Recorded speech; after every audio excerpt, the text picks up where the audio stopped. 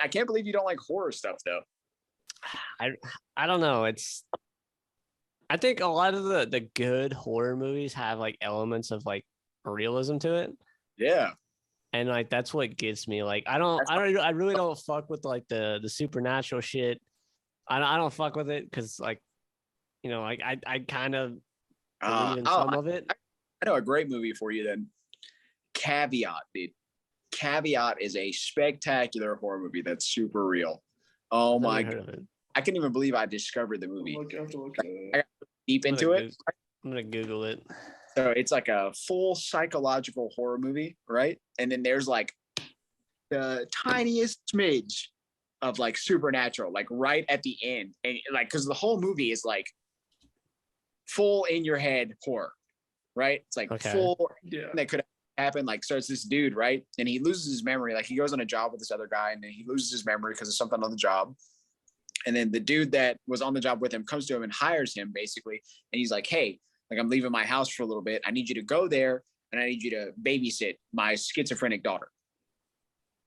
Right. And he was like, listen to this. He was like, she doesn't need anything. You just need to be at the house. The house is on like an island in the middle of a lake. And she is terrified that somebody's going to bust in her room. So you have to wear this vest. Right. So like there's a vest that you put on and the vest is chained so that you can't make it to her door. Right. Like you're not able to reach her door. So that's how she feels safe. So whenever you're in the house, you put the vest on. So he puts the vest on and he's like, he's paying him like a couple grand, I think, to like stay there for like a week. So it's a super good job, super easy. And then crazy shit around the house just starts happening. Right. And the schizophrenic daughter is like messing with him. Right. Because I'm out. The job that he did was like murdering her mom, I guess.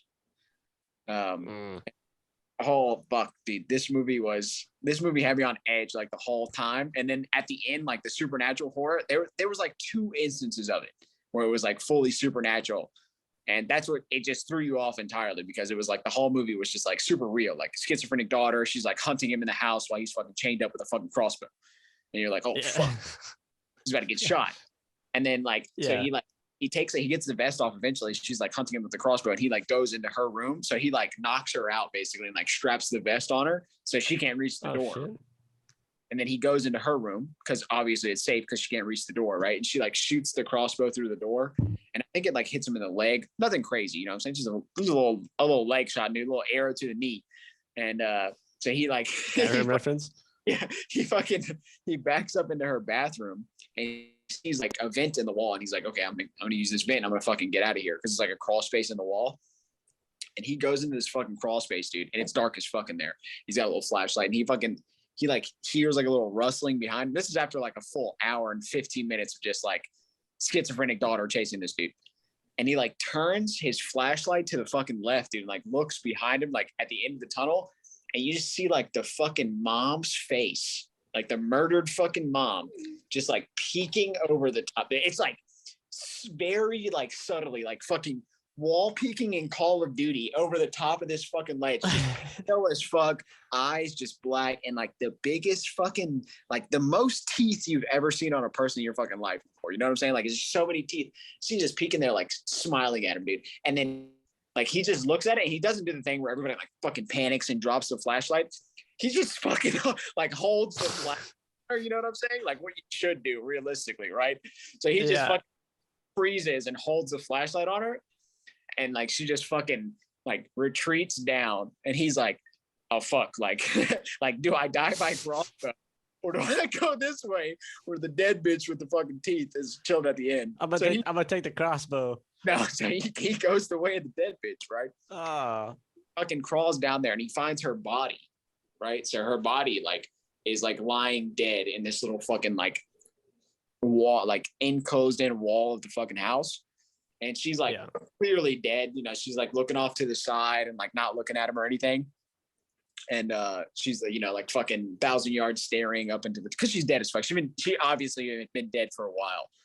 And he's like breaking out of the wall. That's like, because they built a wall around her where they killed her. So he's like breaking out of the fucking plaster because it's weak as fuck.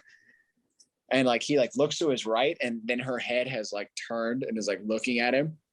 So he fucking takes a bag and just puts the bag over her This is so funny. It's exactly what I would have done for sure. He puts the bag over her fucking head and then like pushes her chin to the right so she's not looking at him anymore. And then he's like breaking out of the wall. And then like right as soon as he like gets through the wall so he can like get out, he like looks back at her again and like shines the flashlight on the bag. And this time he watches the bag like turns, the bag like turns and looks at him and he's like, okay. And he does what you should do. He just gets the fuck out of there. Like immediately, dude. He's like messing with this, nothing. So like the dude that set him up with the job comes back to the house and he gets like trapped down in the basement. This is like the end of the very end. The dude's like trapped in the basement because the dude that hired him like actually killed the mom. And he's like standing on the other side of the wall, like trying to defend himself from the fucking schizophrenic daughter with the crossbow. He's like trying to defend himself. He's like standing on the other side of the wall. And then he like looks this way and then the fucking like she like peeks out from the corner of the wall, like the same bitch that like, you know, came up. She like peeks around from the side of the wall and then the movie just ends. Bro, I was dead. It's like a B movie too. Like not even like a top tier rated horror movie, but it's got like a 3.8 rating. Dude, I think it was like the best horror movie that I've ever seen. Like, I tell everybody to fucking watch it. Like even like if you look up the trailer, like the trailer on YouTube will show you like her fucking face, because like if you look up the trailer online, it's gonna show you the fucking rabbit like looking. The rabbit was pretty cool, but it was fucking stupid. It was just like a fucking rabbit, and every time like he pointed to it towards something that was like supernatural, it would like fucking monkey clap. And I was like, okay, who cares about that? You know what I'm saying? But that fucking lady, that shit creeped me the fuck out, dude. No. Creeped me the fuck, because it was like out of nowhere. Like there was nothing else in the movie that was fucking supernatural at all. And it was just that bitch, like just fucking peeking over the top, dude. Like as soon as he like shined the light on her, I was like, oh fuck, like fucking face drop, dude. I was just shaking water everywhere. What is happening? Yeah, I think the scariest movie I've ever seen, like, and granted, you know, it's not even a good movie. It's not even a good scary movie because I haven't seen it since then. I was I was like 12. You heard the movie Darkness Falls? Oh Jesus Christ, bro! I don't know. It's not a bird. It's like a vampire, isn't it? Or a tooth fairy, yeah. It's a tooth fairy. And so like essentially, you know, I don't remember the whole premise. But like if you're in the dark, like she can get you. So like you have to stay in the light. Yeah. And she's like fucking hunting these people. And oh my God, that shit literally I was scared of the dark for like as like a fucking teenager into high school. Well, did you watch the movie Lights Out? I think I watched that. Who's in that? There was a YouTube short that came out for Lights Out. And then they made a movie based off the YouTube short because the YouTube short was super popular. It was like where I've never seen that. It was waiting, like it could only like spawn in darkness. I don't watch scary movies. I don't. I don't fuck with it. I love them. They're probably my favorite. I would rather shit in my hands and clap. 100%. I can't wait to see this Smile movie though, dude. You gotta watch the trailer for Smile. Yeah, it looks pretty good. I'm gonna watch it right now. It looks good, dude. It starts off like realistic, dude. And then there's just that one fucking part with the goddamn neck, dude.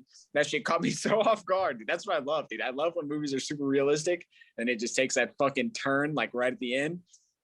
Like, oh, fuck, dude. That shit hit me hard. I was like, oh. It's creepy. Right. Creepy. I gotta fucking change up my goddamn sound settings. Let's try that one. I'll be back. You guys can't hear that, can you? No. All right, let's see what we got. I wish I could just show the whole trailer and we don't get fucking like copyright hit.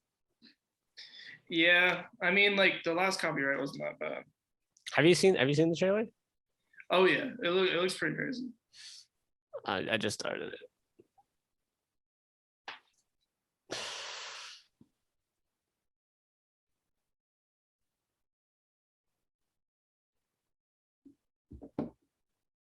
Oh hell no, bro! No.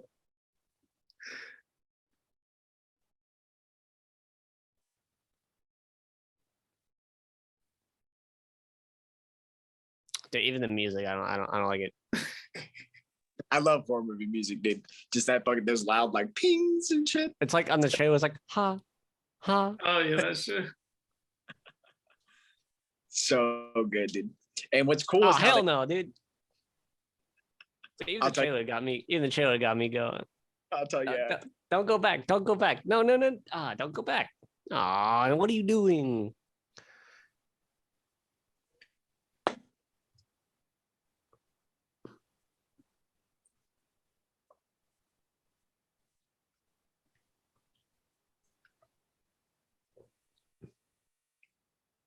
Oh shit. I just wait for the neck, dude. The neck, dude, I'm just waiting for it, dude. Fuck, the neck got me so hard. Oh no. Oh, the sleeping. I'm just waiting for it. You'll see her. Don't worry. She's walking up to a car. I'll give you it in advance. She's like a normal lady just walking up to her while she's sitting in a car. That shit just drops, dude.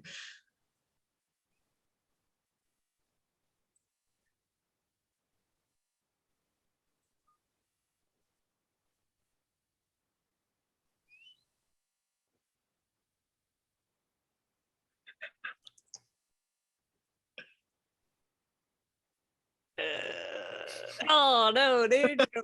I knew it was coming. Oh fuck no! Me solid pass on that. That's just so random, isn't it, dude? Just, Like there was nothing like that in the whole trailer, dude. And then she just fucking walks up to the car, dude, and just stands there for a second, and then it's just fucking Nick. Hi, welcome to Chili's. Yeah. That movie looks crazy. No, I'm not watching it. That's a solid pass on my front. You gotta watch Hill House at least Watch what? Yeah. on Netflix. It's like it's pretty popular right now because it's Halloween. But yeah, The Haunting of Hill House, bro, that's a fucking. I'd give that show a 10 out of 10 any day, dude. Like, I mean, there's I can't do it. I can't watch it. I can't watch scary shit. Dude, that shit is scary. This is like the 4th time I watched it because me and Genesis are watching it right now. I think you're a psychopath, actually. It's fucking scary, dude. I might. It's like my 4th time. It's scary, but I'm watching it for the 4th time. Yeah, You fucking animal. It's still scary. Fuck. Still gets you every time, dude. I got scared by a light bulb turning on in the show, dude. There's like the scene is she turned on a light bulb, and I was like, oh fuck. It's so good. God, we gotta dude, do fucking we gotta do a Halloween one. We can like dress up and fucking do an episode. I'd be down, dude. I'd be down. This is the Smile. This is the first horror movie in a long time that I've like seen the trailer for that I've actually wanted to see. They've been selling on horror movies for quite a while. It's just been a bunch of like Michael Myers remakes, and then It's just jump scares. Like it's not actually like it's scary. Because I've watched so many horror movies. Genesis, she would tell you if she was here, but I fucking Bro, Nick, What? you remember when we went to watch fucking what was the movie we went and watched in the theaters and we literally ran out? Oh, Paranormal Activity. I don't. It was one of. I think it was number 3. I think it was 4. Let me. Paranormal Activity. broke the dude's neck at the end, or what? Yeah. That one. That I was see. free. No. I see It was pictures 4. It was like the one where she snaps his neck. Yep, it's 4. And there's like All the right. zombies or whatever, or like they're not On zombies. the couch, yeah. He's just sitting on the couch, just living his life, just watching the game. He just walks up and looking, Yeah. and then takes the kid and just leaves. It just vanishes. I don't remember what part of the movie, but like we were like, how fucking old were we? Like maybe probably 15, 16, 16, and we weren't even allowed to get in the movie. We had to have fucking Ty's dad like go in the movie with us, and I think he just, I don't remember, did he watch it with us? He watched it, but he like didn't sit with us. He like kind of sat in the back, like let us sort of thing. So it was like the 3 of us and his dad, and I don't remember what fucking scene it was, but like literally like a bunch of people in the movie. It wasn't even just us, like just nope the fuck out of there. Like nope the fuck out. Dude, there was only one horror movie that I've ever walked out of because it was too much, and that was Green Hell. Oh, that movie's fucking sick, bro. Actually sick, disgusting sick. Not even good sick. I don't think I've seen that one. Fucked up, bro. Look up the trailer right now. Don't watch it. It's fucked, dude. Like these people, they're on like this plane, and they like crash in the Amazon, and then there's this fucking Amazonian tribe that like fucking kidnaps them, and they're like raping them and like eating them and like, yeah, killing them and shit. It's fucked. Realistic and super violent. Like the first dude dies. Oh my fucking! It's like a big fat dude, right? And he's like sick. So they like lay him down on a table, and he thinks that they're like helping him, and they like give him some like medicine, but the medicine they give him is actually like adrenaline, basically, so he doesn't like die. And they just start fucking lopping off his limbs, like one arm, second arm, leg, and then they go eyeball, cut out his tongue, and he's just fucking little torso fucking screaming the whole time. And like I was watching it, and I was like, "There's no way I can get through this fucking movie, dude." And I just got up and left. It was fucking. That's too much. Yeah, it's a tough one. It was intense because they were just like pulling out his fucking eyeballs and just fucking like. It's gory. It's raw egg in this man. It's rough. It's like super realistic too. Like it's like if that shit's happening to you, like that's what's gonna happen to you. Yep. Besides Caveat, I mean, the scariest movie I've watched, I think, it was only the first time, but the first Insidious. Oh yeah, no, that movie scared the shit out of me. That's like one of the scariest movies of like all time, I think. Yeah. But I mean, the second time you watch it, you know what's coming. So you're not like, it's not really that bad. But the first time I watched that movie, holy fuck, when he was sitting at the table across from his mom and he was eating the fucking cornflakes, and then the dude was right behind him. Oh my God, dude. I almost fucking died. That shit was I was just, oh my, like, there was a lot of like subtle things in that movie that kind of scared me. Like when they had that one random like ghost kid just kind of like dancing in like the living room. Yeah, I love the Insidious movies after that, though. The Insidious movies after that were really comedy, dude. More than scary, they were comedy. Like there was the one, I think it was the second one where she was like standing in the living room, like trying to look for her baby because her baby wasn't upstairs and she could like hear it crying on the monitor. And then like she turned to her left and the ghost mom was like, "Don't you dare!" And then just like slapped the shit out. So funny. And then the third movie, the one with the key, like the dude who could like use his fingers as a key and like turn off people's voices. That was the one where the only scary part in the movie was the main girl getting tanked by the Escalade. Trying to remember that one. Like, yeah, she was like at a club and then she like ran out to the street because she thought she saw something, and then she just gets fucking smoked by an Escalade. You're just like, oh shit, like, because I mean, and nothing else was scary, just that. I don't think I've seen any of them. Another fucking good one that scared me or fucked me up for a long time was the like OG Texas Chainsaw Massacre. Oh yeah. I'm a huge slash. You're like, oh, it's like fucking. What are you doing? Like, you just bad decisions all around. You're like, no. The one that me and Genesis always joke about is, you seen the Evil Dead remake? No. Oh God, dude, you gotta watch that. You would love that, dude. It's so fucking funny. It's crazy. There's a part in it.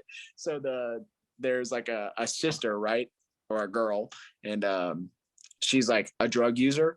So they bring her to this cabin so she can get clean, like quit cold turkey, basically. And they're like, "You're not leaving. You're fucking staying." And then obviously she gets possessed by some fucking demon. They open like this book of the dead that's down. It's literally covered in fucking human skin. Like the cover is made out of fucking skin. And they like. Sick. They like cut it. It's like wrapped in a trash bag and then wrapped in barbed wire. And they like cut the barbed wire, cut the trash bag, and then they open the cover, and the cover is like, "Don't fucking read this book." So this dude is obviously like, "Okay, I'm gonna fucking read this book." So he reads the book, and then he like reads the one. It's like it's telling them specifically like, "Don't say that. Like you can. I don't care what you're doing here. Just don't say this." And he's like, "Don't say what?" And then just says it out loud, and then the fucking sister. Oh, he gone. Damn, did this happen last week? I feel like the same thing happened last week. No, it was me. Your cat, your fucking cat. Yeah, my cat turned my fucking tower off. Fucking piece of shit. Oh yeah, I was like, this feels awfully familiar.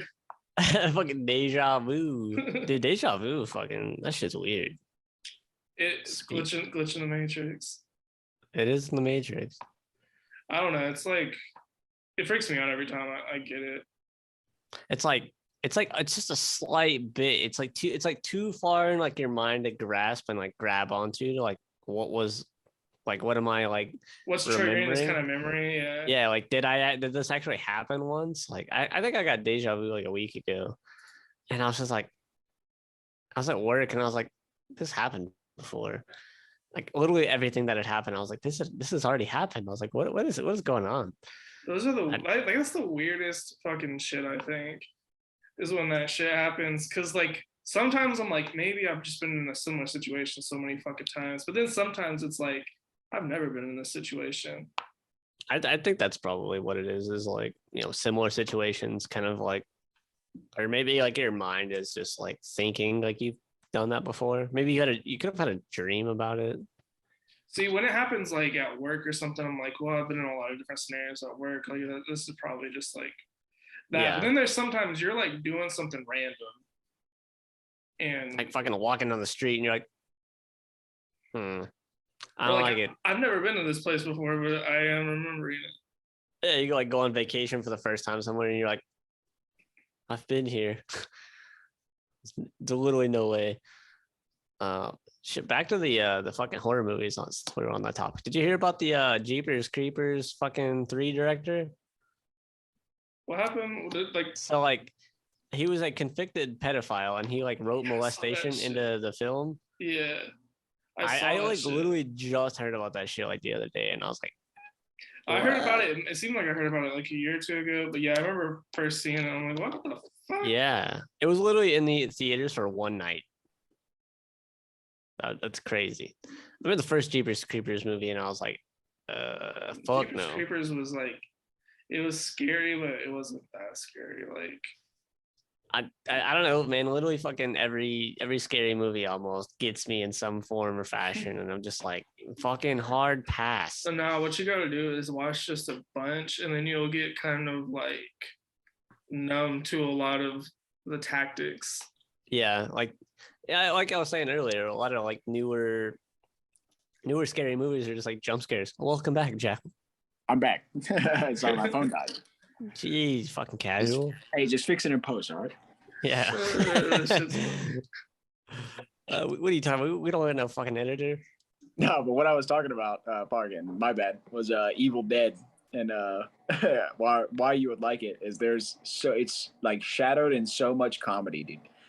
So like her older brother is there with her, the girl that gets possessed, and there's this one part where after she gets possessed, they like throw her down in the basement, right? And she's down in the basement, and the older brother's like, I gotta get her out of there, I gotta help her. So he like opens the top of the basement, and she's like crawling on the stairs, dude, like like tongue out, just fucking licking the air. She's like, why don't you come down here so I can suck that cock, pretty boy? Straight to her. And bro, that shit is so funny. Oh my god, dude, it's so good because it's just straight out of left field, dude, just sideways. We still make that joke every day, dude. Why don't you come down here so I can suck that cock, pretty boy? Yeah, that's top tier, dude. That's fucked up. Jesus Christ. Bro, on an alternate subject, fucking Basel, have you ever got the fucking typhoid shot, man? Yeah, I've got typhoid. Dude, my fucking arm. Are you ready? Where you gotta go? Oh, you're getting deployed. That's right. Yeah, I'm going to Kuwait in like January. Yeah, the typhoid is rough. It only hurts for like 2 days though, and then it's gone. Dude, but it leaves a scar similar to smallpox. I was literally at work and like I was trying to pull a bottle out of the cabinet and like I couldn't fucking even raise my arm up all the way. I was just like, oh. Yeah, you gotta like as soon as you get it, like you have to like just keep moving it and like dude, straightening out. It's fucking terrible. It's fucking terrible. I wouldn't wish this on anybody. My arms hurt. I feel like literally somebody's punching me in the arm all day. Like just beating the shit out of me. God it's not enjoyable. I think this might be worse than the penicillin we got in basic. Oh, but to be fair, that lady fucking put that shit literally in my hip, not in my ass, in my hip, and I could straight to the bone, dude. Just fucking injected it in. I had to like throw myself on the ground to like sit. Like you remember we were getting our shots from fucking other trainees. Probably, yeah. Yeah, because they were like weeks ahead of us, and we just came through the line, and this was just a random fucking show, dude. Just fucking, just like, dude. Yeah, we got like 8 shots that day. It was terrible. They were like, "Yeah, which arm?" and like you just pulled up your left, and they were like stab, stab, stab, stab, like 5 different shots, dude. Then you swapped over to the right, they were like stab, stab, and then like second to last spot in the line, they were like, all right, let me see your ass. Whoa! The MTIs made us run back, dude. You were just running back, just whole body sword. I was holding the guide on, just dying. We didn't run back. We had to march back with our. No, And you had picked up all your fucking gears. You got a duffel bag full of shit. I'm pretty sure. So you're marching back with like a 50-pound bag on your back. You're just fucking like, just limping because your fucking whole like whatever hip or side you got it in. I got mine in my right fucking hip. You can't fucking walk right. You're like dragging your leg. Yeah, we were fucking marching, and our MTI was like, "I got an appointment, double time, march," and we just started running, dude. God damn, that was horrible, dude. Oh man, my buddy at work was like, "Yeah, I told them I was allergic, so they just gave me the pills. I should have fucking did that. Should have did that." But yeah, look at hindsight. Fucking, I would have just like, "Yeah, I'm allergic, dude. Fuck off. Get out of here." You guys got PCs, yeah? You guys, have you seen the game Grounded? Oh yeah, the survival game. Yep, just full released. Looks incredible, dude. It's on console too, I'm pretty sure. Yep, only Xbox. Oh, yeah, fuck out of here. Well, Yeah, once you get a goddamn computer, maybe we'll play. I honestly feel like I've been like retired from video games. Like ever since we started this podcast, like I haven't played video games in like 2 weeks. I just have no time. Dude, there's just no fucking games out there like that are quality, time consuming, dude. No, I'm just waiting for the new Call of Duty. Realistically, I'm waiting for Hogwarts, dude. No, unfortunately, I'll be gone for that. damn. Yeah, you hate to see it. Hogwarts is gonna be good. I might just buy it on my laptop because I'm taking my laptop with me, so that way we can like still do podcast episodes and shit while I'm gone. If it lines up, like at 2 a.m. Record the depression. Just fucking just dead inside. No, it's 120 degrees, just fucking buck naked, sweating like that scene in fucking Ace Ventura where he's in that rhino. It's just gonna be me in my dorm room, just fucking taking my shirt off. I'm gonna drench it over my head for the sweat, just for a cool water. Oh god, fucking disgusting, dude. Luckily, I'm going in January, so it's not gonna be as hot. But Yeah, it's still hot. Still hot. This fucking forehead vein peeking out, dude. Just fucking wrenching, dude. I got that fucking 7 head. I think I'm sitting at a 6. Right there behind you. Oh god. You're losing it, bro. You're losing it. All that stress. You're fucking going bald. You gotta start doing that Rogaine for men, at that Nick, dude. You gotta put some Rogaine in there, bro. Even it out. That's fucking bad, dude. See, my shit's mostly in the same spot. It's going gray though. I've just got a fucking the widow's peak of a god, dude. You're gonna fucking have the arrow from the Avatar here soon. You should shave it into it. Oh god.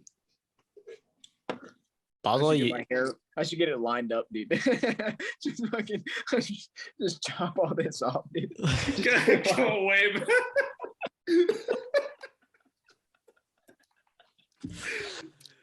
Oh, you gotta do it. You gotta leave the rest of your hair and just Manchester. Doing that shit. All right, I get to hit your ass when I see you next time. I already got this fucking mustache, dude. You gotta shave it fucking like 3 weeks. It's almost no shave November. Yeah, it's almost time. We'll grow it back out. This is only like fucking 2 weeks, dude. It's beefy. Yeah, I think it takes me about 2 or 3 weeks. That's what I sit with. You got such a fucking like, I just imagine you holding a sword that's like a fencing sword, dude, like a saber with like a fancy fucking Spanish hat with that mustache, dude. It's just nothing in the middle, dude. I love it. It's great. Don't you fucking make fun of me. It's literally nothing. Oh, Jesus. You're an animal. my shit grows in like a day. All right, I got a question for you boys. You guys believe in aliens? Yeah, fuck yeah. What do you mean? No, why not? I haven't seen one, dude.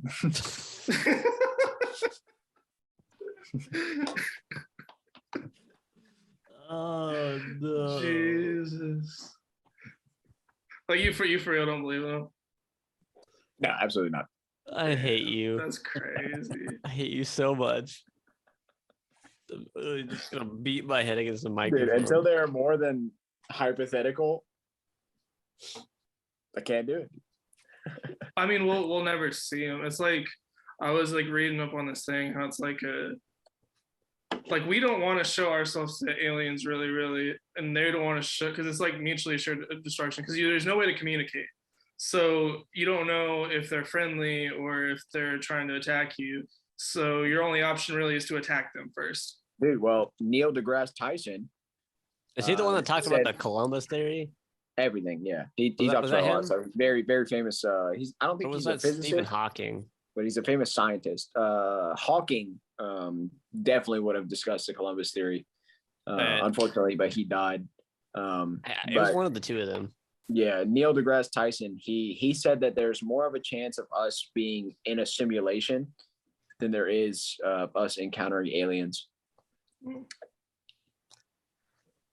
I do like the simulation theory, but that Columbus theory is fucking nuts. Basically, it's like, you know how like when we pretty much came to the New World and we started just massacring the fucking Native Americans and like, you know, maybe not even directly, just kind of indirectly through disease, and then, you know, eventually they're like, oh, we're here to take your shit. This is ours now. Yeah, and also just massacring. Yeah, just kind of almost for fun. And then they kind of think that's you know, if aliens do come, that's kind of how it would turn out. Yeah, they would probably destroy us, dude. Super interesting theory.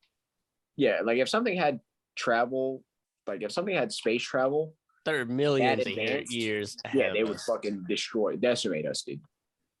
Yeah, like, we can't even reach Mars, dude. Like, we reach Mars, it takes fucking like 6 years, dude. Wow.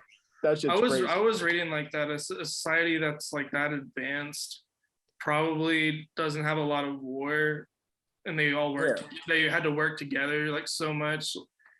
Because I mean, really, if we all like just like if the whole world was just like let's just work together and not like have any war, and we just work towards technological advances and stuff, we'd be way further ahead. Well, yeah, but wars are too profitable. Did you guys see that book that China put out? Mm-mm. So China, they published a book that you see, I don't read Chinese. China will be the dominant world power in 2049. Well, not if we whoop their ass in 2027, like what everybody thinks is gonna happen. Bro, we would lose. No shot. Yeah, 100%. Have you seen the advancements to China's Navy in the past like 10 years? All right, so China's Navy is hella inflated by coastal patrol boats, basically like the fucking Coast Guard. The real conversion between navies is, so China has 4 aircraft carriers. We have 11. Yeah. Yeah. But China is like actively working towards strengthening their Navy because they're following the guidelines that they said in this book. They're like, our Navy is first up, like Air Force is second. Like they're only like 2,000 jets behind us, and they're so far ahead of us in cyberspace, it's nuts. That's how like all their planes look exactly like ours. Like the J-20 is a fucking replica of the F-35. Like they take our plans and they improve them a little bit. So like their J-20 is better than our F-35. The J-21 is better than the F-22. Is better than the F-35. But the J-21 is better than the F-22. Well, and then you got to think like almost all of our pilots have some sort of combat experience in some form or fashion, and the people teaching our pilots have combat experience. But there's no real aerial combat experience. No, but it's more than what they got. And all right, you know, hypothetically, right? If we're on that, you know, advancement front that they got going on, right? 100%. And it's all but confirmed, you know, in the next 5 years is when it's going down. In the next 5 years, it's happening, is what everybody's saying. All the unclassified briefs that we're actually able to talk about is like by 2027 it's happening. Like if it don't happen before then, like that's the fucking year. I don't think they will be able to do enough before then, you know, compared to like we're also doing shit to get ready. Like we know that's the next front. We're not fucking worried about the Middle East anymore. why they're still sending us there is fucking beyond me. But we're planning for all these other things to go fight them. And yeah, I mean, we've already scratched Russia off the list. Yeah, but, I mean, have you seen what the Ukraine is doing, dude? The Ukraine they're fucking on the counteroffensive, bro. They pushed into Russia. Yeah, they're fucking doing. You see, they blew up that fucking Air Force base in Crimea. Oh, they're fucking on them. So yeah, Russia is non-existent. That is so crazy. Russia, they issued a draft. Yeah, 300,000 civilians. Yeah, dude. I love how everybody thought it was gonna be it's gonna be like a week, and then it's gonna be over. Like Russia's gonna win, and now look. Well, I mean, we're sitting in fucking Poland and Romania, just fucking fishing, like tossing fucking. Here, take all our shit and M16s to the fucking Ukrainian citizens, dude. Yeah, I mean, the Ukrainians are fucking themselves up. You see what they're doing recently? What's happening? So the Ukrainians are making TikTok posts, like the soldiers are making TikToks, and then the fucking Russians are ICBMing the fucking Ukrainian towns and villages where the TikTok posts are being geotagged. Yeah, they're just slaughtering fucking thousands of civilians. Yeah, I mean, but if you think like, all right, those 300,000 civilians off the fucking street are gonna do any better than the conscripts that have some sort of military training at the beginning of the war are gonna do it's their command, dude. Russia's not setting up. They didn't set up a supply line. That's why they're losing. No. Yeah, they just sent all their shit in with no supply line, and it just ran out of gas. Oh, and all the Ukrainians are just filling up their tanks with gas and then just using the Russian tanks against the Russians, dude. Yeah, and honestly, a lot of their shit has just not been taken care of. All this money is being passed down to the bottoms of the these units, and people are just taking money out of it, lining their pockets. All these fucking vehicles are sitting in storage. They're not being taken out. They're not. But they're not China's doing been smart, anything. dude. China's been chilling. China doesn't want war. They don't want war until 2049, dude. China's smart. They are, but if they keep fucking around, they're playing a numbers game, dude. Right. But if they fuck around, they fuck with Taiwan. It's on site. They already are fucking with it, dude. Realistically, moved their whole navy into the North China Sea, dude. They're taking over islands near Taiwan, and they're establishing bases on the islands for airplanes and shit. Yeah. Yeah, that shit's wild, dude. I think we got too many hitters with us. We got too many friends. Yeah, we talked about this in a previous episode, or at least I talked about it. So here's how I see it shaken down. From my point of view, it's gonna be China, North Korea, and whatever the fuck's left of Russia at the end of this. And then if say we'll put the next 5 years on it, right? In 5 years, in that time span, it don't have to be at the end of the 5, but in the next 5, this hypothetically when this kicks off. So you got whatever the fuck's left of Russia after this all is all over, if there's anything left, or whether they fucking nuke somebody and then the whole world's fucked, and then we don't gotta worry about it. Yeah, everybody's dead. If one nuke goes off, it's over. Yeah. So whatever's left of Russia, you got China, and then you got North Korea. You got us, Japan, India, who's I think third, all of NATO basically. The third largest standing army in the world, I think, is India. You got Australia. Yeah, I mean, one Chris Hemsworth is India, though. Yeah, so you got all of us just chilling in the Pacific. South Korea is gone in the first week. So then it's basically North Korea and China against us. North Korea has no fucking navy, no air force, so they're basically just fucking ground units and missiles. They do have new ICBMs though. Yeah, so China supplied them with new ICBMs that could. So that's all they got. They could reach any part of the United States in under 9 minutes, which is crazy. That's nuts, dude. Whether or not they make it, different story. Their shit's fucking trash. So yeah, it's and then you got NATO on the west. So if we're over here, if we're over here in the Pacific, threat, dude, banging it out, cyberspace. Yeah, 100%. The real threat is cyberspace, and China's so far ahead of us, it's crazy, dude. Well, but they've been dumping money into cyberspace. You got to think at the point of this war, when it's all of us against them, you got to think all of their, their hackers and their cyber people against pretty much the rest of the world. Nobody's going to take China's side other than North Korea. Yeah, but they don't have to. Because, mutually assured destruction, they can do whatever they want. You know what I'm saying? Yeah. But I think we got them. I think we got right now. Right now, probably. If we keep that next 5-year timeline, everybody's thinking, I think we got him. Yeah, if it happens this decade, for sure. I mean, not if it's Democrat, dude. There's Probably- no way, probably dude. not. We don't even have any reserves anymore, dude. Yeah, people, the fucking we have no recruiting oil- we have percentages no are oil so reserves. down. We got nothing. It's like We got no people. the United States government has a vault basically where they keep like, I think it's like 7,500 barrels of oil in reserve for military operations. I think it's a lot more than that. Well, they just used all of them. That's why gas dropped and now it's going back up. Yeah. Because they ran out. And now gas literally just jumped up a fucking $1 here. Like it dropped down to like 4.50 and now it's 5.81. I think it's like 340 something here. Dude, it's just gonna keep going up. Dude. It's disgusting how much is gonna go up. I mean, I fucking see it. I know the price that we buy it at. I know what that shit's gonna be out here, dude. 100%. That's not great. Yep. Dude, and on Sipper, I can't even talk about it, dude.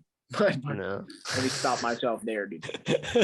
yeah, definitely stop yourself there. I'm so glad. Cut stuff out again. I'm so glad I don't have a fucking Sipper token anymore. we're gonna fucking stop it there, dude. That shit's fucking, nuts, though, for sure. People That gonna shit's come nuts. fucking kick our door in tomorrow. I mean, I can definitely say though that we're projected to lose Nah, I don't right think now. so. Like if it were to happen today or tomorrow, we'd lose. I think if it was just us against them, maybe. But Nobody it's else. That's the thing with NATO is like kind of false. Like nobody in NATO has anything.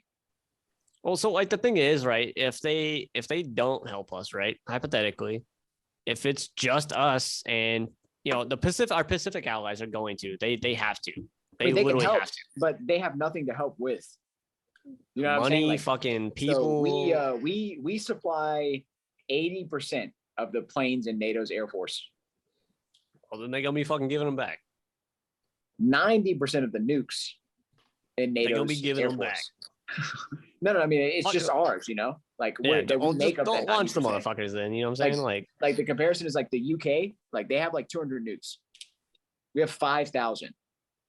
Yeah, I mean, Russia if we're talking about 3,000, and then China has like 2,800, I think. Yeah, I mean, if we're at the point where it's talking about nukes, then everything else doesn't fucking matter. We're all done. It really doesn't matter. That's it. Well, that's what we need to wait for the Space Force for. Like Space Force isn't fucking outer space. It's cyberspace. It's like upper atmosphere and cyberspace. Yeah, it's literally like all upper cyberspace, atmosphere yeah. for missiles and shit. Defense and stuff. Yep, 100%. Yeah. Like they have something coming out called the National Defense Space Architecture, where they're planning to launch like, I think it's like thousands of satellites into the upper atmosphere. Did you see that thing where you could take like I don't remember like the specs on it. You could take like a fucking big ass iron rod, drop it from a satellite, and it's basically like a nuke. And it's just fucking, like the force of gravity, it'll take out a fucking city. Yeah, it'll take out everything, dude. It's crazy. I was like, yo, it's like the Hammer of Dawn from fucking Gears of War. It's fucking Avengers, dude. It's the Avengers, dude. It's Age of Ultron, dude. I was like, ugh. Who like? You gotta think like I wonder if like that's some shit we just got strapped to a satellite. You know what I'm saying? Big ass fucking iron rod, just doop. Shit's crazy, man. It's crazy. I don't know, being on in the military, like on the precipice of a fucking World War III is crazy. Like, yeah, I mean it just seems like it's coming. But because if we're fighting China, like we're all going to the Pacific. Like that's where we're all probably gonna end up, and we're probably all gonna get fucked up. Like the vast majority of us. It's crazy. Yeah, I mean it just depends on when it happens, I guess, or if something can prevent it, which it does happen sometimes. There's been a few times where we think something big's about to go down, and it kind of just dies down. I mean, I don't know. I honestly, like, on my humble opinion, yeah, it will be hard. We will lose a metric fuck ton. Me and you would die for sure. Yo, that's what I was telling him. I was like, if we go to war with China, like we're all going to the Pacific, and like most of us are dying. Yep. But I honestly, wholeheartedly believe I think we will persevere in that. We will lose a metric fuck ton of the Navy, the Air Force. Well, we could never win. I think we'll That's be the okay. thing. Like because nukes exist, we would never win. If It would always be a stall. Like because they would get to the point where they were close to losing, and then the threat of nukes would pop up. Yeah, and then it was just like the whole world is done. Well, see, I don't think we'd even be getting to the point of like wanting to invade them. We'd be just wanting to fucking push them back and push them down. We're not trying to fucking take over China. That's not our goal. So I push them away from Taiwan. Yeah, we're protecting Taiwan, and we're trying to get rid of fucking communism. That's what it is. Those are the two overarching goals. We would definitely try to take over, just like Japan. I don't think we can. It's impossible. Unless we have some sort of defense system to defend against nukes that we just don't know about, which is very viable. Yep, we could have it. We could have it. The NDSA, that's exactly what it's for. Until we get those like 1,000+ satellites in the upper atmosphere, there's no way to defend it. Because China, so they just came out with this new missile, right? They just invented this new missile. So like normal ICBMs, they make this like large cone, like large half circle shape. So they go up and then they fly and they go down. But the new missile they just came out with is like a javelin from Call of Duty. Just go fucking straight up and straight down. Straight up and then straight to the fucking spot, dude. And it's like to severely decrease the time that it takes to like launch something. That's and fuck, boy. We have nothing against that.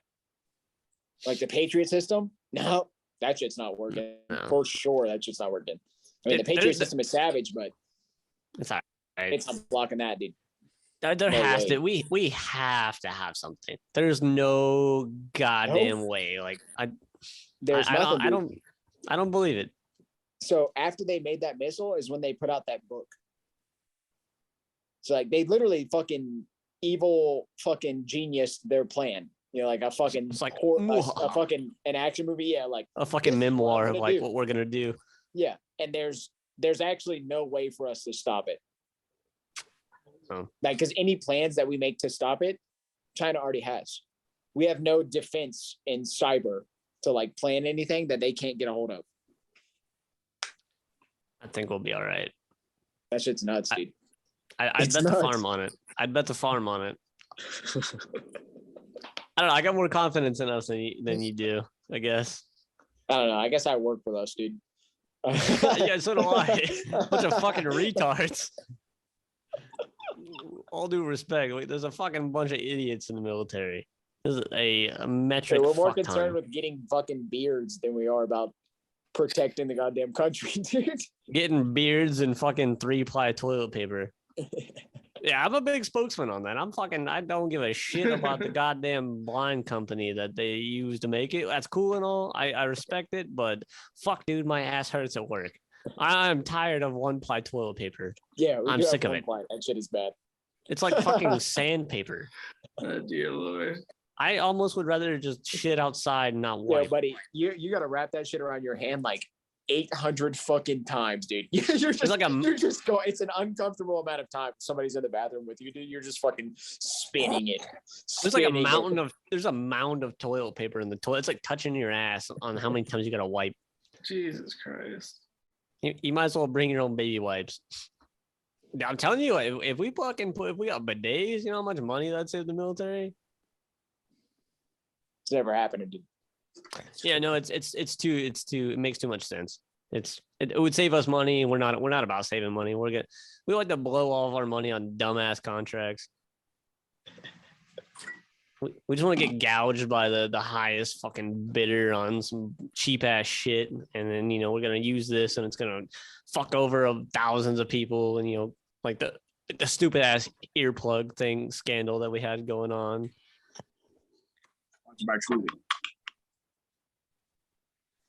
Where's your fucking drink, Nick? Oh, okay. I guess it's a form of being wasted. You gotta be wasted you gotta be wasted to get on the show. Fucking falling off, dude. Falling off the ledge. Yeah. We got like another hour. You better button up. Another hour, dude. Oh my goodness.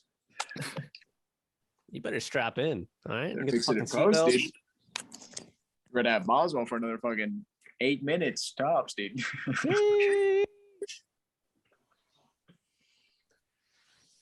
Oh man.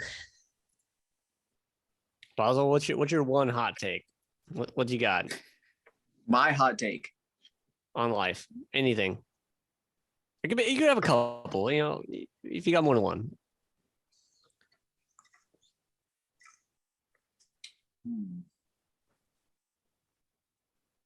We've heard some wild ones. We've heard Nelson Mandela was a dope dealer. That was great. I get asked about that so much. What's a good hot take? I think the best one I heard was like somebody that said they didn't like McDonald's French fries. And I'm like, what the fuck is wrong with you? That's fucked up. I will spit on you. I would say that Burger King's French fries are better than McDonald's. They're good. I don't No think they're shot. better than McDonald's. No shot. Burger King's are pretty solid. They're really good fries. They're like I should be solid and crispy, dude. They're top tier. I should be sponsored by Burger King. The amount of Burger King I ate in Dakota, we would get finished. No, I gotta tell this story. This is actually funny. We had a fucking like a dietitian come to the shop, right? And they was like, you know, telling us like, oh, you know, this is all the bullshit that they spill. I mean, it's not bullshit. It's you know science, but whatever. And they was talking about like, you know, after you have a workout, you like, you know, long story short, you can basically eat whatever you want because you're regaining all your fucking like carbs or energy or whatever the fuck it was. And so you remember Langer, Boswell? Yeah. So me and Langer was like, oh, so we asked him, it was like, so we can eat literally whatever we want. And he was like, oh, I mean, yeah, I guess. So he was like, all right, bet. So literally fucking every day after PT, we would go to McDonald's in the morning and just a fucking feast on Burger King. And did I say McDonald's? Yeah, you said McDonald's, then you said Burger King. Oh yeah, it was Burger King. Sorry. Yeah, we go to Burger King on the base in fucking PT gear, like fat pieces of shit, and eat chicken sandwiches and French fries and fucking Dr. Pepper, and then go home and get ready for work. I'm telling you, we was eating Burger King like every day. I should be sponsored. You guys are nuts, dude. Fucking sponsored by Burger King, dude. Yeah, he literally said we could eat whatever we wanted. So he's like, I bet.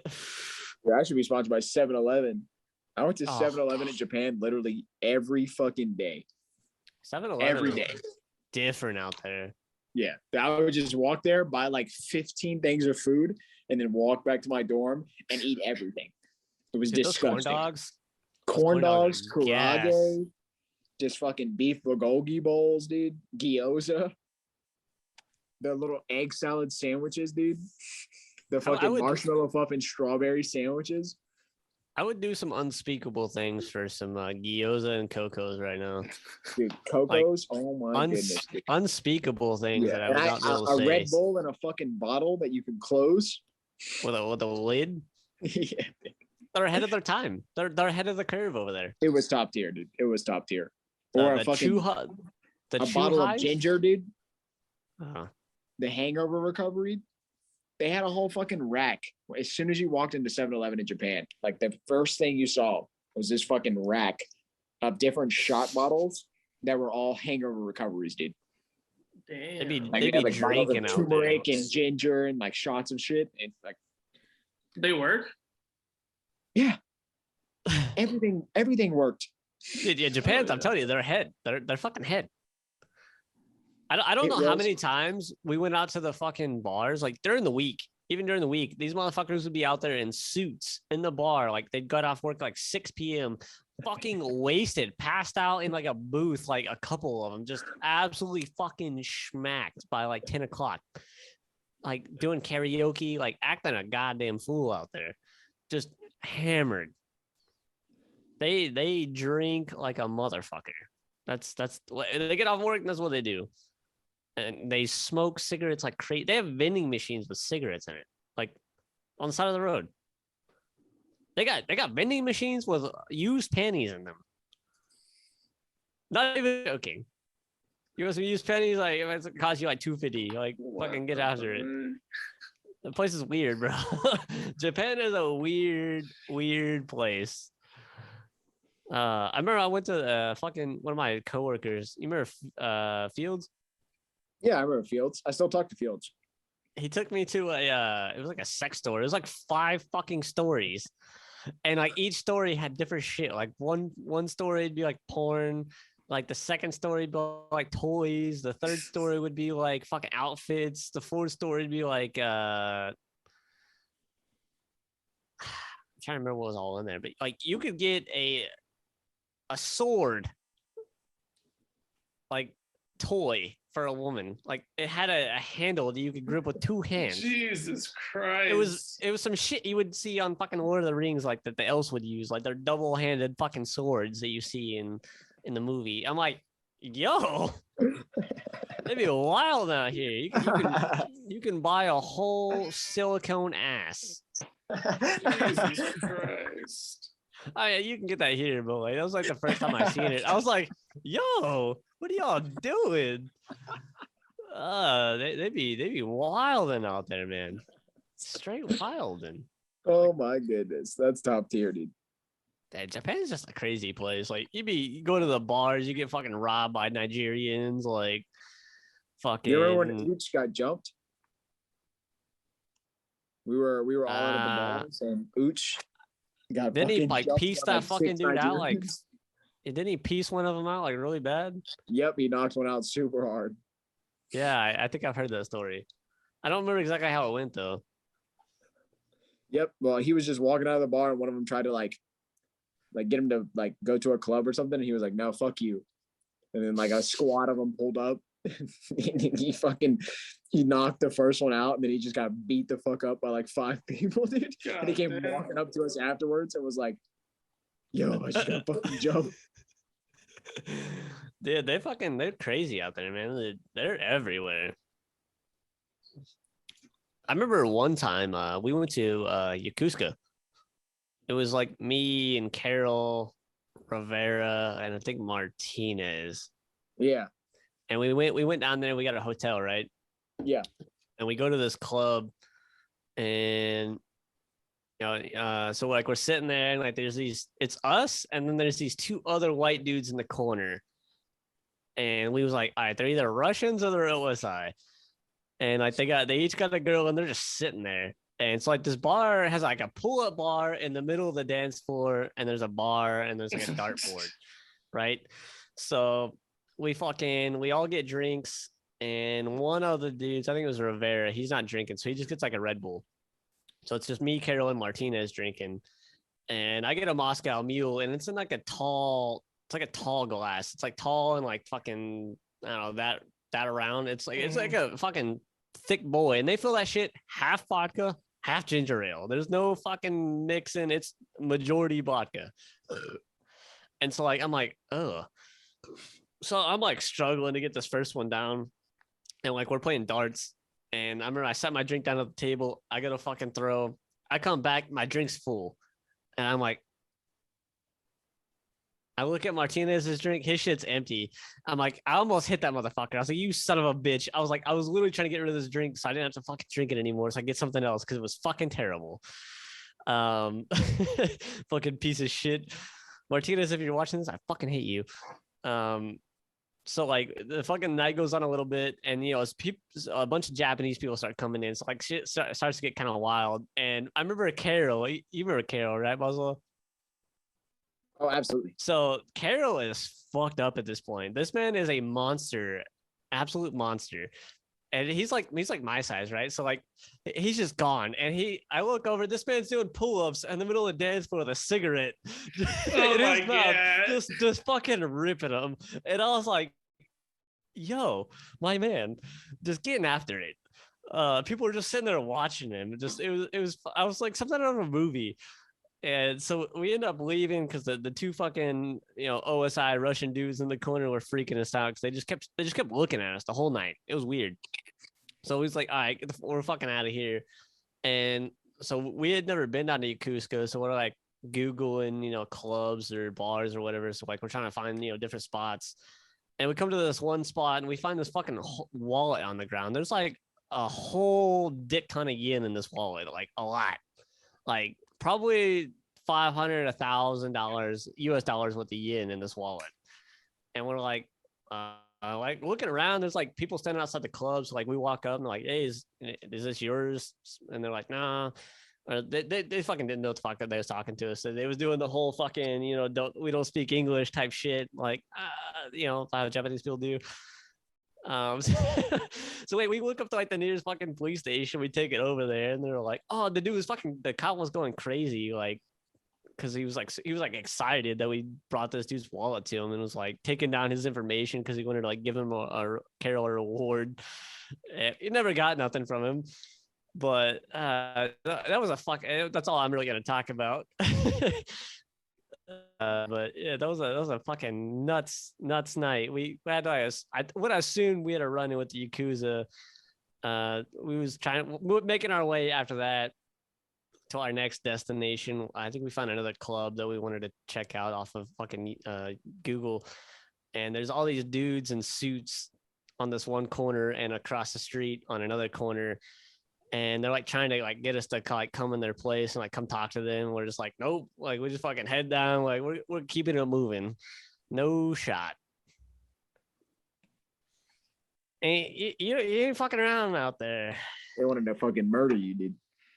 I mean, I doubt it. I don't know. I think the Yakuza, they're not really like down like that, but anything else could have happened. You could get robbed, like. You're a foreign country and you don't speak the language. They really don't speak good English, so you don't know what the fuck's going on. You got any good Japan stories? I almost said Japanese. Japan stories, huh? What's your top story from Japan? If you could tell it, or one you can't tell.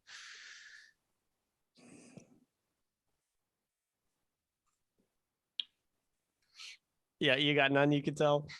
You don't got one. Yo, I gotta know. You remember our fucking Chris? I got a good one. A funny one. Kelly. Kevin Kelly, dude. I got another story about Kelly. This motherfucker, dude. I wish I still had the video. It was on my old iPhone, dude. So it was me, him, and PV. You remember PV? Fucking absolute legend. So he lives here actually. No shit. Yeah, I've hung out with him. No shit. But yeah, we were all fucking wasted in a club, and there was like a dance circle, and I don't know what compelled Kelly to step into this fucking dance circle. Kelly's he's like a college frat boy almost. Like yeah. That's like his vibe. Like that's just the way he is. That's not what he looks like. Let's put it that way. Kelly is a 5'4", overweight, huge fucking forehead, bug-eyed fucking idiot, dude. He fluctuates between being a little overweight and being pretty big. Oh, dude, you should see him here. You should have seen him here. Bro, Kelly was fat as fuck. Really? Yes. You hate to see it.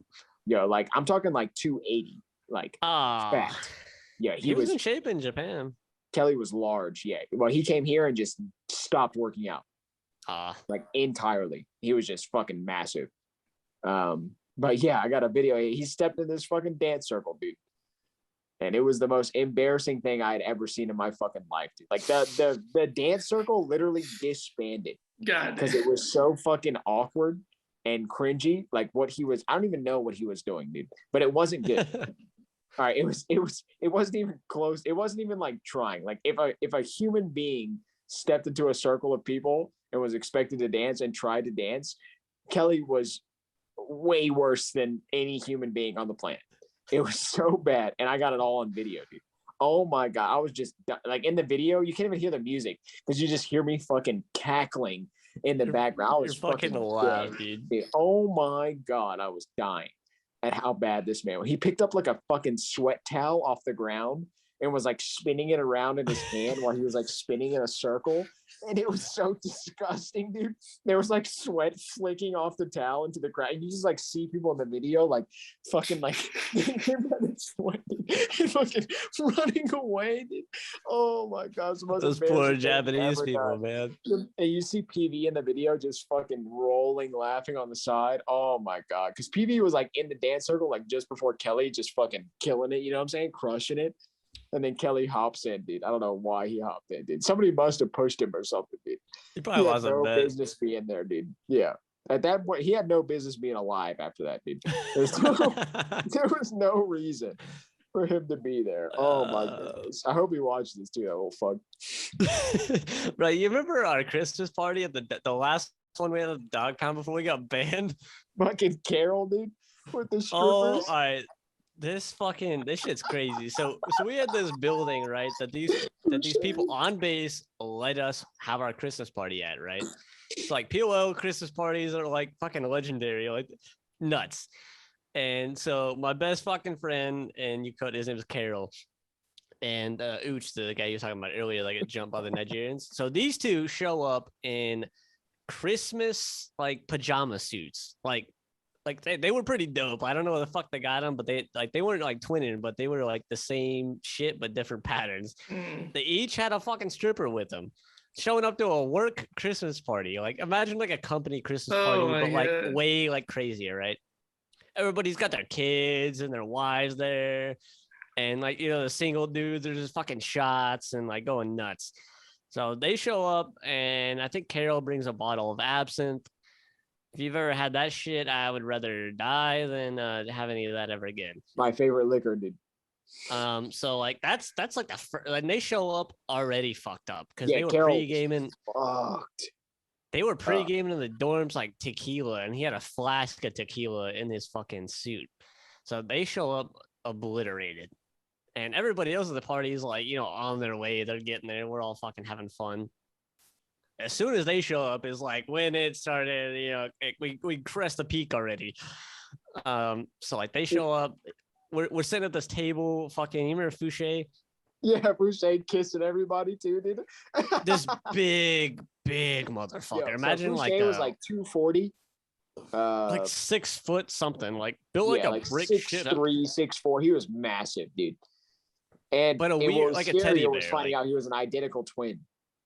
Like dude's a teddy bear. Like he's so soft spoken, but like his voice was like, "Hey, how are you?" It's just big as fuck, like Shaq, so like soft baby voice.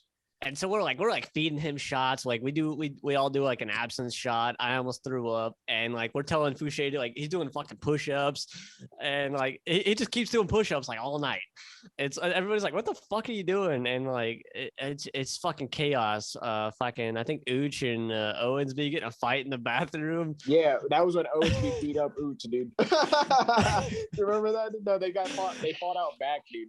I wasn't in the bathroom or out back, but I did hear about it. Yep. No, I watched that shit, dude. Owensby fucking two-piece the shit out of it. Ooch was like your local strong dude, right? So he was small, really strong. He was a bad little motherfucker, though. Yeah, and like everybody, we just assumed he was a savage. You know what I'm saying? He always talked about all the savage shit. And Owensby was your like tall, lanky black dude who was like kind of uncoordinated. You wouldn't expect him to just piece up anybody. Yeah. And then they fought, and Owensby just pieced his shit up like super hard. In the bathroom. Yeah. Oh, yeah. We never let Ooch live that shit down ever, dude. And fucking, we ended up stealing like a trophy out of their trophy cabinet for like beer pong. And then like after everything, like we left that place a fucking wreck, and nobody went and cleaned it up. So we got completely banned from that place. Yeah, there was another party like.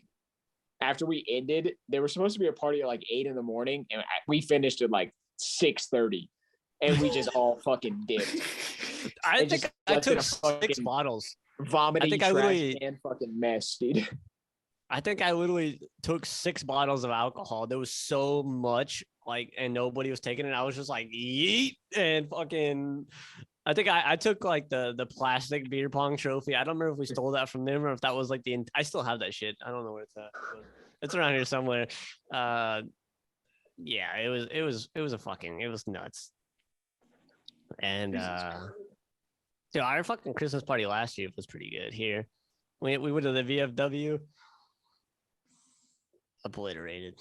I threw the one here last year. I threw it at our shop, and my manager was like super mad that I like planned it at our shop because they were like, nobody's gonna fucking show up if it's at the shop. Like, we want this to be max participation. And then 280 people showed up.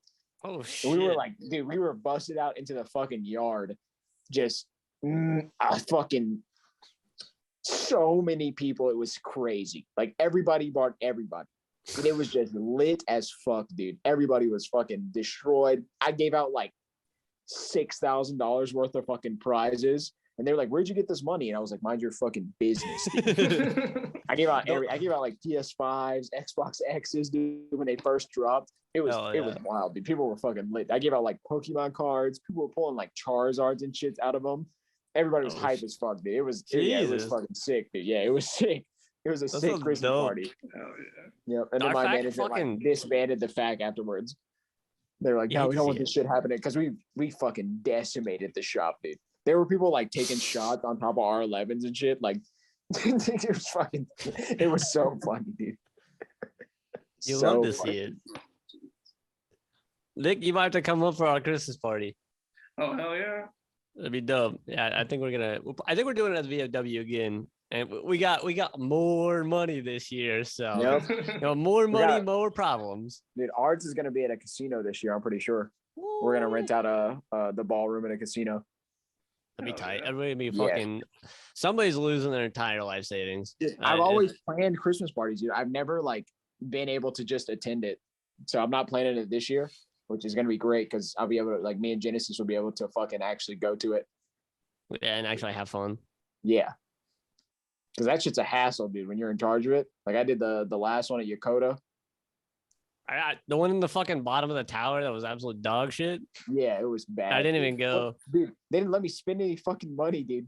I was like, "How much can I spend?" And they were like, "Yeah, your budget's like $800." And I was like, "What am I supposed to do with that?" I'm not gonna Don Q and get a bunch of dollar prizes. Yeah, like they Dollar didn't have General anything, in Japan. They spent all the money on that fucking conference.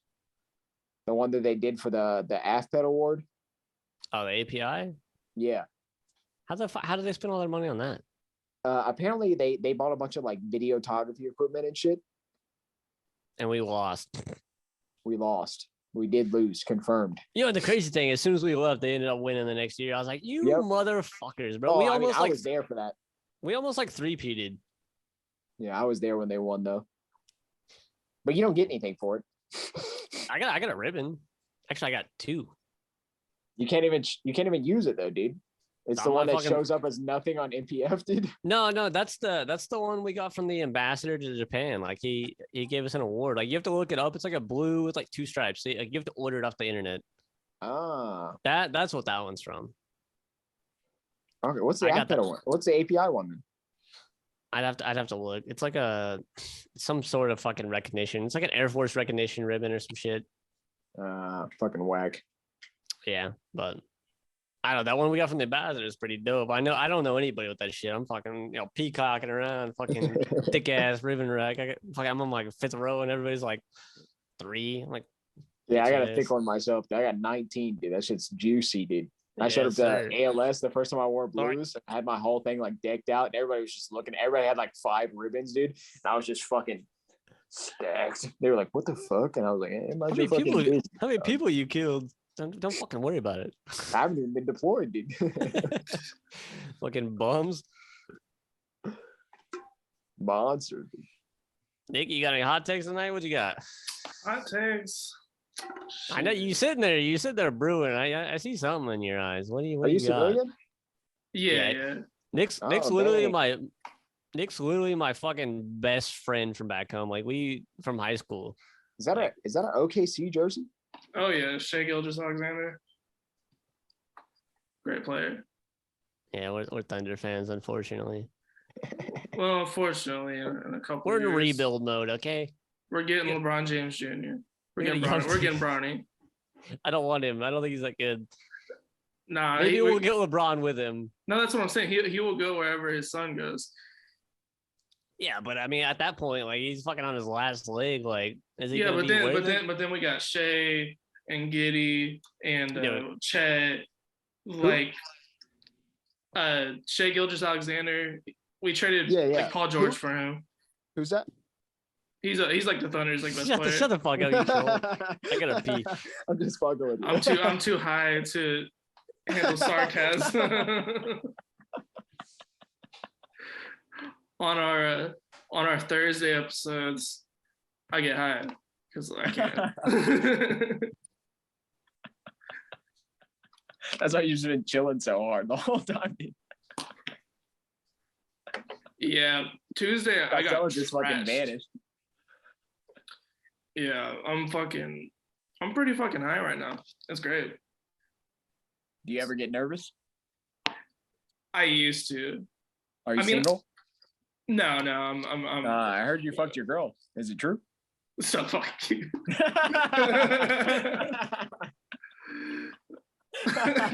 Go fuck yourself. Great song. That was top tier. God damn. This motherfucker. That was fucking solid. Jesus Christ, that was funny. Fucking Lil Wayne.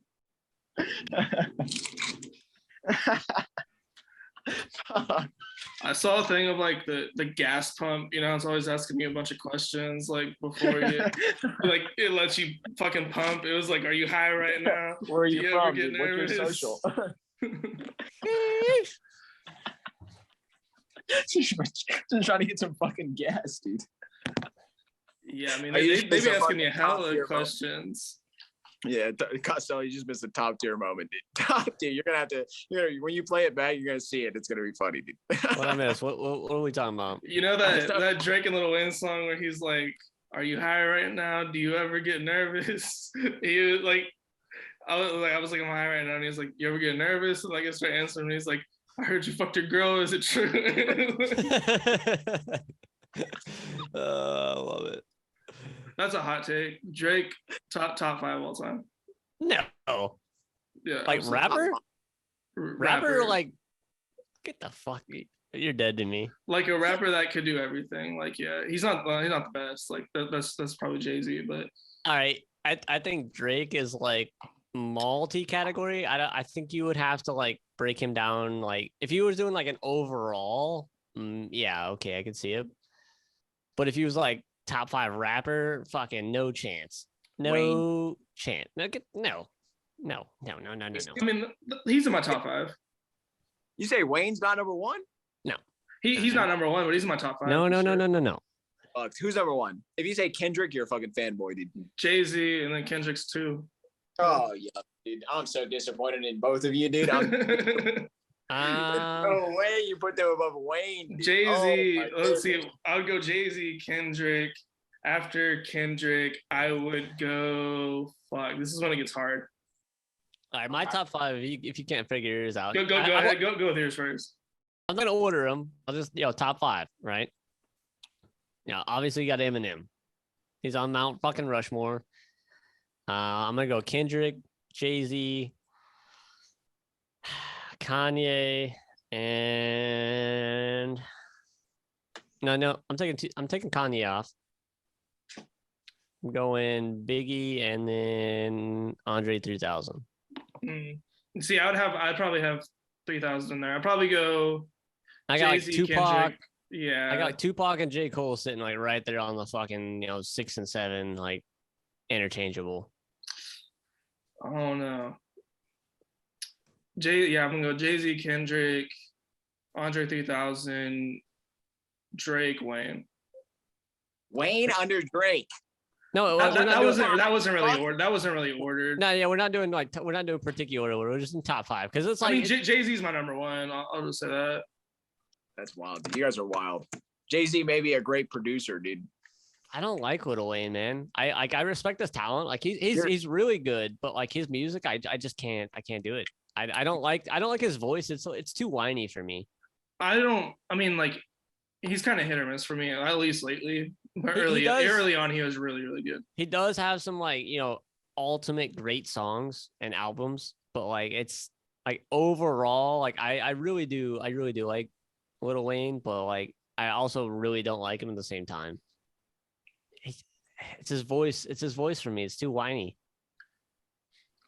Hot take, I guess. Yeah, hot take. Lil Wayne's not top 5. Damn. Honestly, I think I think if you ask a lot of people, like a lot of rap fans, I don't know if they would have Lil Wayne in the top 5. I think a lot would. I think a lot would have be fun, dude. It could be split. It could be like 50-50. He's either in there, he's not. It depends on like which age group you're asking. Because like a lot of the younger people will probably put him and like they put Kid Cudi in there a lot. Kid Cudi's like, I think he's sitting like outside the top 10 for sure. I don't know. I feel like because we just named album or two away. I just named 7, and I don't even think I had Biggie in there. Like, you know what I'm saying? Like, I didn't have Biggie, Tupac, or Eminem in my top 5. Yeah, Kid Cudi's not above either of those 3, not even by a fucking country mile. Like, nowhere he cannot hold their fucking jockstrap. Like, I love Kid Cudi. What? Your top 5? Oh, what was my top 5? It was no particular order. You know, Eminem, he's on Mount Rushmore. Yuck. No, Jay-Z, Andre 3000. Who else did I have? Fucking. I can't even remember the other 2. It was like 5 minutes ago. You put Kanye in and then you took him out for somebody else. Was it Tupac? I think I had Tupac, and then because I know I had J. Cole, and I think Kanye is sitting at 6 and 7 roughly. I can't remember who the 5th one was. I already forgot. I don't know. My hot take, I guess. Andre 3000. Tupac over Biggie. That's a tough one, man. Like Tupac and Biggie, Cole, like J. Cole and not even Wayne, dude. I would rather, if I had to listen to J. Cole or Lil Wayne only for the rest of my fucking life, I'm listening to J. Cole. Yeah, you'd be done in like you listen to all his songs. But they're way better. No. He sounds way better. It's way more appealing to my ear. So debatable. Like I think J. Cole's good. Yes, but like sometimes it's just like it's lacking the excitement that a lot of other people bring to the table. He does have the same flow, like almost every song. Like it's the same. It's just the bars. It's different. That's it. Like I get that. And then you got Lil Wayne. He does fluctuate. Like you feel his energy. It's a lot different than J. Cole, in my opinion. J. Cole is really fucking almost monotone, but I really enjoy J. Cole's voice. And I like the shit that he raps about. So I'm gonna stab you. What was your top 5 again? Did you just give us Lil Wayne number 1? I don't think you gave us top 5. Yeah. So we go Wayne. Second up would be Biggie. Third would probably be Nas. Fourth would be Kendrick. And then 5th is kind of a toss-up, I think. Because that point on the list, I mean, I feel like top 3 really only matters. Like 4th and 5th, I feel like are completely interchangeable. If I had to pick someone for 5th, just for what they've done for rap, would probably be Kanye. Yeah. I mean, that's a really rock solid. I think Kanye, like if we were just taking the rap out of it, Kanye would be like number 2 all time for me, just like artist. Oh, 100%. Yeah. Because the stuff that he's done, like with mixing beats, has been, sampling, the music, like the mainstream music follows usually what Kanye is doing. Usually. What about Dr. Dre? He's kind of in that same capacity. Dr. Dre. He's not the, you know, I'm not putting him on that Kanye like level rapping, but like his, you know, production and beats kind of level him up there. From the 90s to the early 2000s, like definitely. I'm not saying, I'm just like, you know, like opinion, like what. He's a top 5 producer all time. Oh yeah, 100%. I would have like Kanye and Pharrell as like my 1 and 2. I mean, you could put all of NWA up top. Yeah, see, I don't know. Like with Eazy-E, like I think he died a little too early to really kind of put him up into there. Like, yeah, he was fucking fire, absolute fire. Dude was goated. I mean, Cube was better though. Cube was definitely better. I see. I like Ice Cube better. I don't know if he was better. I think Eazy-E just died too early to really. Bro, fucking Cube shit on all of NWA as a solo artist, bro. Yeah, that No Vaseline is great diss song. It's a hitter. That's might be one of the greatest diss songs of all time. Maybe it might be the greatest diss song of all time. I don't know if you can top that. That's good. No Vaseline, hit 'em up's a great diss record. I think Hit 'em Up sounds better. Like, but he also brings in the other guys, which kind of like takes. Yeah, No Vaseline was literally just Ice Cube just going. Trying to think of some other like good diss tracks. Nas when he Ether he dissed Jay-Z. Like that was like the one stain on Jay-Z's career is he got washed by Nas. No, he never dissed Jay-Z. He beat him though, and then Jay-Z just like Jay-Z is one of the only rappers that just accepted the loss. And I was like, yeah, I took the L on that. Like when Pusha T like washed Drake, like Drake still to this day cannot accept it. Like I think that might be the best one of all time. Was Drake the one fucking beefing with Migos? No, that was Joe Budden. Joe Budden. Who was that other person beefing with Drake? Joe Budden was also beefing with Drake. Meek Mill. Yeah, it was Meek Mill. And Drake body Meek Mill. Yeah. Meek Mill. I remember. Because Meek Mill was pretty solid. No, I didn't think like that's when Drake got like respect. Was when he took on Meek Mill because nobody really he was just kind of known as like the soft like singing dude, and then he took him out. Shit's stupid. What do you think about the Eminem MGK fucking diss tracks? Eminem watched them. After Eminem turned like fucking 25, dude, he should have stopped rapping. Get out of here. I mean, he did good. So like he had the first 3 albums, which are really good, like all-time great albums. Then he fell off for like several albums in a row. Yeah, he did. Like but years, he fell off for like 20 years, and then he made Recover. You gotta admit, like Eminem is one of the greatest lyricists to ever fucking live. Yeah, like, dude. Now it's just corny, dude. He has like he has good technical ability in certain aspects. Like there's nothing real in his raps anymore, dude. Yeah, no, he doesn't talk about anything. I was actually reading this interview he just did recently where he was like, I just want to come up with the craziest rhymes. I don't even care if it sounds good anymore. And I was like, well, that's fair, but it does not sound good. Like you're definitely on the mark about that. That's completely fair. I mean, he doesn't have anything left to prove, in my opinion. He doesn't. I just love when people come for him and then he just fucking buries him. It's great. Well, see, like the MGK thing was nice because it was like it woke him up, you know, it brought him back a little bit. I'm so glad he got rid of MGK. Like, get the fuck out of here. Turn him into a punk rock singer. Absolutely murdered him. Wasn't even close. MGK is a weird dude. He is very weird. He's like that. You think he's like Russell Wilson weird? No, did you see that one video where he was like, this was like when like Kylie Jenner was like 17 and he was like in his 20s and he's like, you telling me if Kylie Jenner was naked in your room, you wouldn't fuck her? He was like, MGK said that? Yes, like, and he's like she's underage and he's like, it's not even weird. He's like, I'm not even at a creepy age, man. Like, so and so fucked so and so when she was 15, and he was just like digging himself in more and more of a hole. Yeah, I was like, bro, you weird. Dude, him and fucking Megan Fox are weird.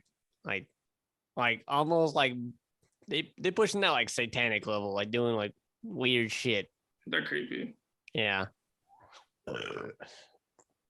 I guess fucking I was watching this interview. Speaking of Megan Fox, somebody like fucking pressed her on some shit, and they like she straight bodied them on like I don't know if it was like physics or like astrology. Yeah, like she straight bodied this dude on this fucking like challenge. I didn't watch the interview, but the dude was talking about it, and he was like, she actually fucking knows what she's talking about, and like put me in my fucking place. I never would have known. Damn. Never would have known. I just thought it was funny. Megan Fox bodied somebody on some fucking science shit. I mean, some of these people, I mean, like, they're so rich, they just have time to learn about shit. Like, most people just don't have time to learn about, like, random shit. You gotta work. Yeah, they got money, dude. They're just chilling. They got time on their hand. They got the luxury of time. Yeah, that's very true. Time is money, as the once great Cat Williams said. Time is the money, greatest pimpin'. luxury. Who do you think is the best stand-up comedian Dave Chappelle. all time? Yeah, absolutely. It's not even close. All right. Well, mine is Dave Chappelle never lived. What else you got? That's too easy. That's too easy. We gotta make this a little harder. Yeah. All right. Maybe Jim Carrey. He didn't really do a whole lot of stand-up. But it was good though, dude. All right. So all right, when we do comedian, right? I guess we'll take stand-up, acting in movies, and like skits. We'll put it all in one. Yeah, Kevin Hart. You gonna put Kevin Hart over Jim Carrey? Yeah. I put Kevin Hart at number 2. Oh, Jesus. I think I would take Jim Carrey on that one. I would shit. This is fucking tough after you take Dave Chappelle out of it. It's actually kind of a tough Dave question. Chappelle was just sitting too high at the top. You gotta remove him. We gotta make some controversy. We gotta. Shit, I like Aziz Ansari a lot. I don't know if I put him like he's just like one of the first names that comes to my mind of like a good comedian. He's pretty fucking funny. Daniel Tosh in his prime was pretty wild. The dude's so fucking dude. Eddie Murphy, man. Oh yeah. Eddie Murphy. I think that's who I'm taking. Or fucking I know I have Bernie Sanders in my head. Bernie Mac. See, I never watched any of his stand-up. Like I remember his show and shit, some movies with him, but I never actually Bernie watched Mac his was stand-up. fucking hilarious.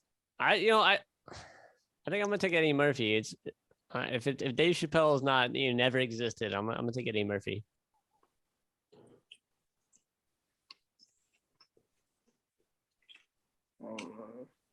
I can't do it. Kevin Hart is just The dude is fucking super relatable. He's so funny. Like even when he's like not in a movie and he's like, did you see that fucking he's like FaceTiming like or not FaceTiming, but he's like live with his fans and like The Rock comes in his fucking chat and he's like talking shit to him and he's like say something else. I'm gonna let you all know something about The Rock. And I guess he says something else and he's like his forehead, it's like not real, it's like fake or some shit. It's Velcroed on. Yeah, I was like, I was like, no. I was like, I lost it. He's just so clean with his like he's so quick with it. He's fucking hilarious. I don't know if you remember when he was like in the Celebrity All-Star game for like the NBA shit. And then he won MVP like 2 times in a row. And then he was like the coach the next year. And like they were like losing at halftime. And like he like takes off the coach shit and like gets in a jersey and like runs out there. He's like, I'm unretired. Yeah, him and The Rock, man, they got some energy. Them two. Granted, The Rock's in fucking literally every movie that's ever made from now on, but he's getting the money right now. Hey, but Black Adam, though, it's supposed to be. Yeah, I can't wait. That shit's gonna be good. I think it's gonna be dark. I think it's gonna be good. Yeah, I want to see him in a serious role. It's been so long since he played a role because he's just too fucking big, dude. Yeah, I mean, he is the most famous person in the world. Yeah, probably. I don't even know what like his last serious role was. Like the last thing I could think of was like Walking Tall. Oh, I don't fucking remember shit in like the past like 10 years. You remember that, dude? He was in Doom. Yeah, dude. Was that after Walking Tall? I think it was. But like, I don't know. Like, I don't know. I think that was like right after he came out of wrestling, Walking Tall, because that was like right when like John Cena did the Marine movie. It was like I remember that shit right there. That was a great movie. I liked it. I fucked with it. I mean, I haven't seen it in a long time, so it might not be good. But speaking of acting, what number 1 favorite actor? Go. Leonardo DiCaprio. That's tough for me, dude. I feel like I have it number 2. It's really close. 1 favorite actor.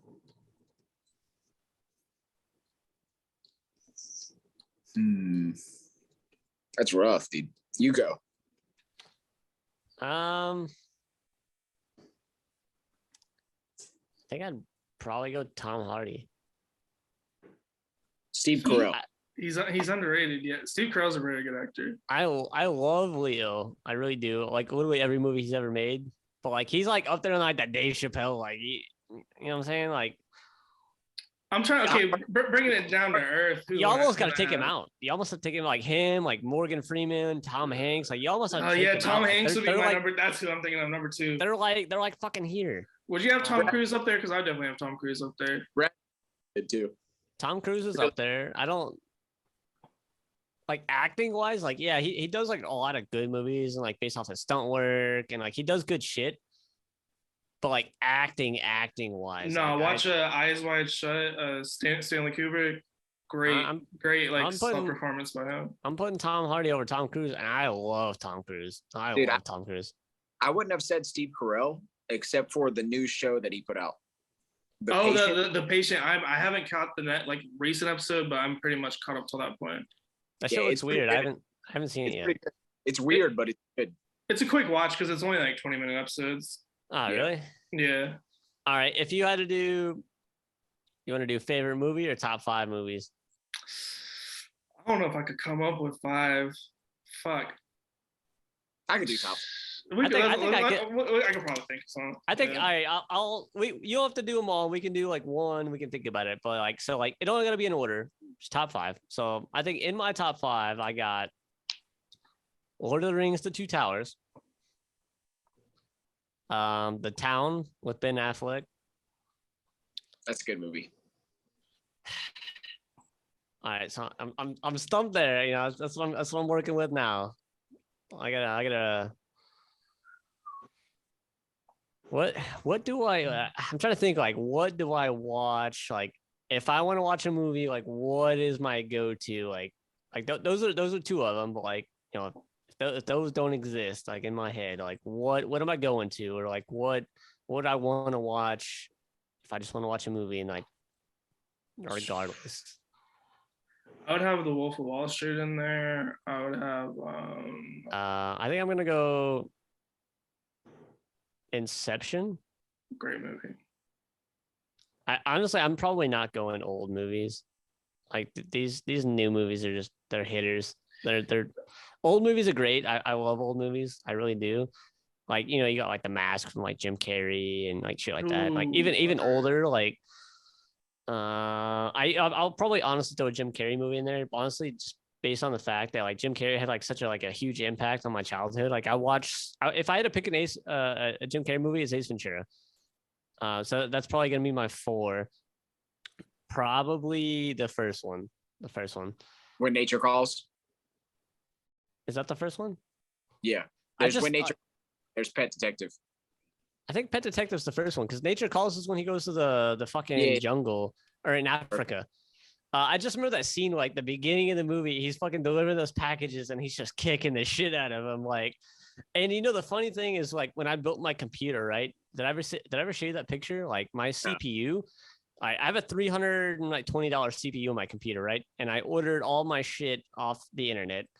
And I got it over like a month span. And my box was caved in a fucking V of my CPU. The most expensive part of my computer was a V indented. And I was like, yo, did Jim Carrey deliver my shit? And I like immediately, like, it was like, so just that movie's had such a big impact on my life. Like it might not even be, you know, top 100 greatest movies of all time. But to me, like that's in there. So I'm sitting at 4 there. I might need a minute for my fizz. So if you guys got anything, just so I could go number 1, A Nightmare Before Christmas, for sure. Favorite movie. Okay. Top tier, know everything about it. Number 2 is another Disney movie, newer one. It's gonna be Moana. Oh, I thought he was gonna say Frozen. No, Moana. That movie's actually pretty good. Love it. Yeah, love it. Number 3 is going to be Caveat. Told you guys about that earlier. Yeah. Number 4 is the first Insidious. Easily. And then number 5 is going to be Aladdin. The one with Will Smith? No. Absolutely. Like the cartoon. I was fucking angry the whole time. My I found my 5th. It's a tie. I really can't decide. It's Black Hawk Down and Saving Private Ryan. I can't pick. Black Hawk Down. Hey, gun to the head. If I had to pick, like, if I had to watch one of those two movies for the rest of my life, I'm probably going Black Hawk Down, just because it's more like from beginning to end action packed. But I think Saving Private Ryan's a better movie. It's just a little slow at some parts. It slows down a little bit. That's my 5. Damn. They're my childish, dude. It's like very scary child. In tune with your top 10 fucking TV shows. It's a same fucking premise. I mean, that's you. You know what I mean? Like, it's at least you're consistent with it. You know what I'm saying? Like, you like what you like. I'll get back to you with the top list right after this, if possible. This one will be a little different. Let's see. I'd have The Wolf of Wall Street, Django Unchained.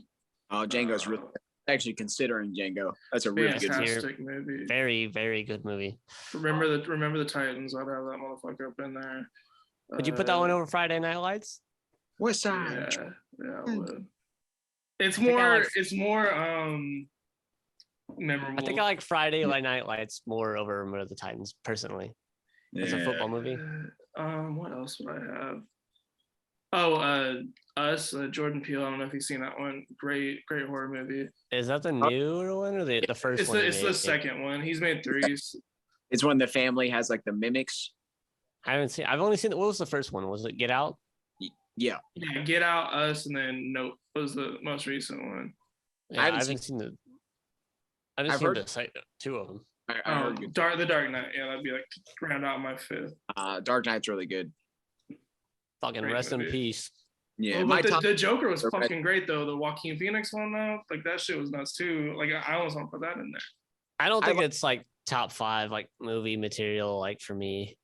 I feel like it's really fucking good. It was really good, but I don't. The 5. I think the 5 I picked like were just personal to me, like as like growing up, like those movies just like mean a lot to me personally. Thank you, dude. Jack Skellington was me, dude, my whole fucking life. Some movies that I think are terrible but like are good at the same time. Fast and Furious, like no plot up until when? Because I think like after 4 they were just dog shit. Okay, Tokyo Drift's the best one. Are we in agreement there? Well, I mean, the more you look into Tokyo Drift, the more you just don't like it. I still like the country dude going to Japan and just fucking. I mean, honestly, like the way they treated him was like pretty realistic. You know what I'm saying? Like it's kind of realistic. He was just into Japan, like y'all know what I'm saying out here on these streets. He's like, Ohio gozaimasu. Yeah, I mean it's kind of realistic. Like after being there, like they kind of probably be treating some outsiders like that, like going to school and shit. I like Too Fast Too Furious as well. Like it'd be Tokyo Drift and then Too Fast Too Furious. The first 3 are amazing. Yeah, the first 3, like 3, 2, 1 for me. Fast Too Furious was my favorite one. Too Fast Too Furious for sure, because it was just so realistic, dude. Yeah, like Tyrese Gibson made that movie. It was good. See when him and The Rock got in like this beef, and like the Rock was like making him cry and shit. What? Yeah, this was like maybe like after the 7th one, like probably going towards the 8th one. They were talking about that one scene in the movie where that made like that was unscripted, that made like Ludacris like do a spit take where he was like, where he's like they come up to the fucking dinner table and I don't know what the line was about that big ass forehead, and then Ludacris it was fun.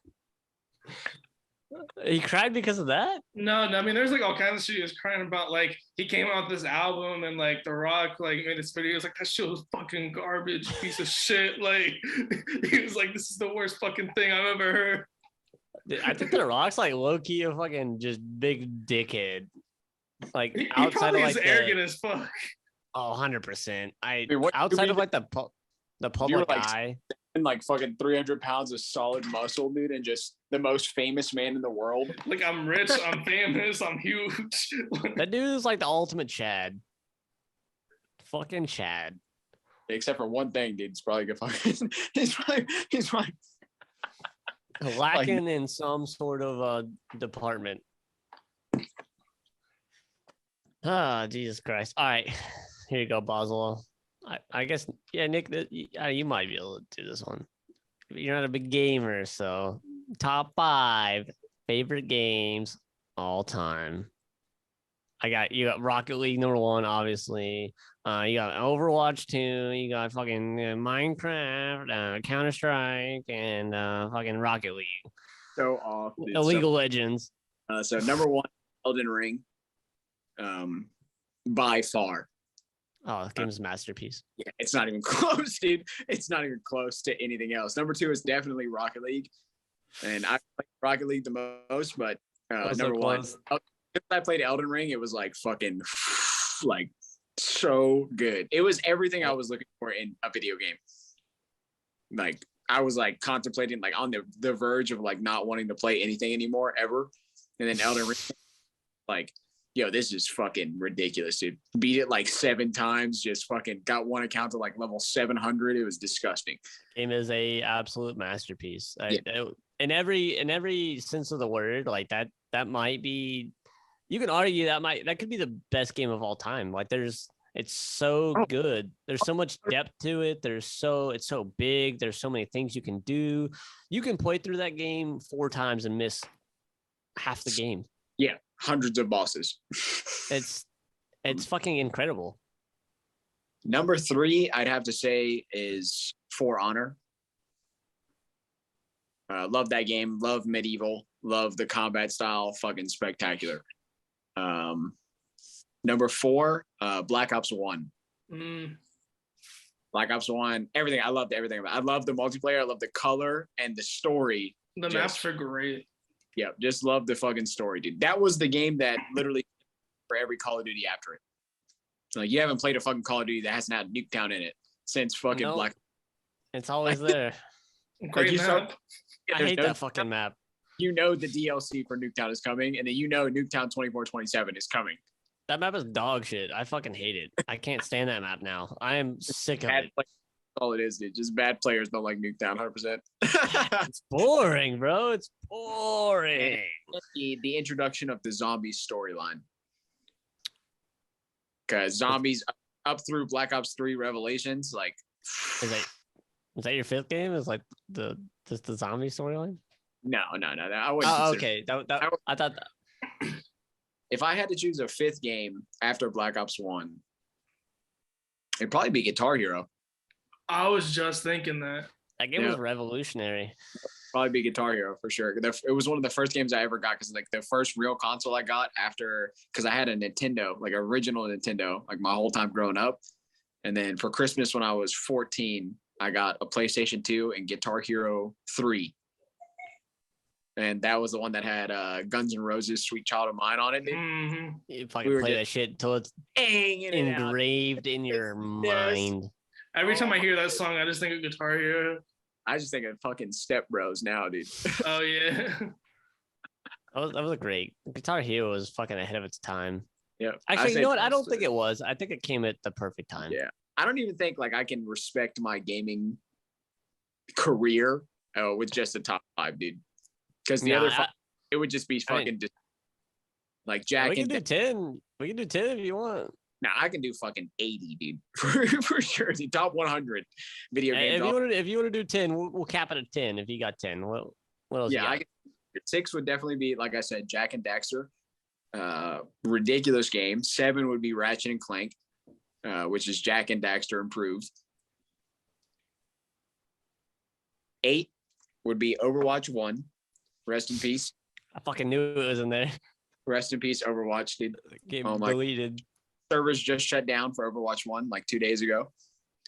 Yo, did you hear the fucking Overwatch 2 is like getting attacked? Like it's getting DDoSed. Awful. You can't even play it. It's fucking. Bro, it's a patch. Overwatch 2 is literally a game update to Overwatch 1. It's crazy. It's really bad. They fucked up really. 9, RuneScape. OG, all right. Half of 99. You know what I'm saying? If you've played RuneScape, you know what half of 99 is. For the people who watch this and are like, who might have played it. All 12 people. Have them because it takes the same amount of experience to get to 92 in a skill as it does to go from 92 to 99. That's crazy. Yeah, it's pretty rough. That's terrible. 10 is a tough one, but I'd give it to Genshin Impact. Okay. Yeah, Genshin Impact is top tier. 10 could be kind of flip flop though, because like you could either go Genshin or BOTW, Breath of the Wild. I've not played it. Yeah, really good. But then I could go to 20. It's like there's more on the list. You know what I'm saying? Like I want to put like Metro and fucking Contra, like games like that. Maybe we'll bring you back on. We'll flex your fucking 10 to 100. You can write them. Start writing them down. We'll bring you on. We'll get you fucking your 10 to 100. Fucking 500 games off the dome instantly, dude. All right, Nick, you want to go? You want to do 5? Or you want to do 10? I'm doing 5. I don't play that many. You got 2K, Madden. Well, I mean, like when I was younger, like so a lot of these probably gonna be like PS2, PS3 ish era games. Tony Hawk's Underground 1 was my favorite game of all time. Classic. Fantastic. Let's see what else I got. Sly Cooper 2. I don't know if you ever played the Sly Cooper games. It's great. Very good games. Yep. GTA 5. I played that one a lot. It's ran its course now. I'm kind of waiting for the 6th one, but it was good at first. It's never coming, dude. Yeah, I mean, it's never coming. They announced. I mean, you've seen the leaks for it, right? Yeah. It looks incredible. If that's like Vice City. They have a multi-billion-dollar budget for it because of all the money made off GTA 5.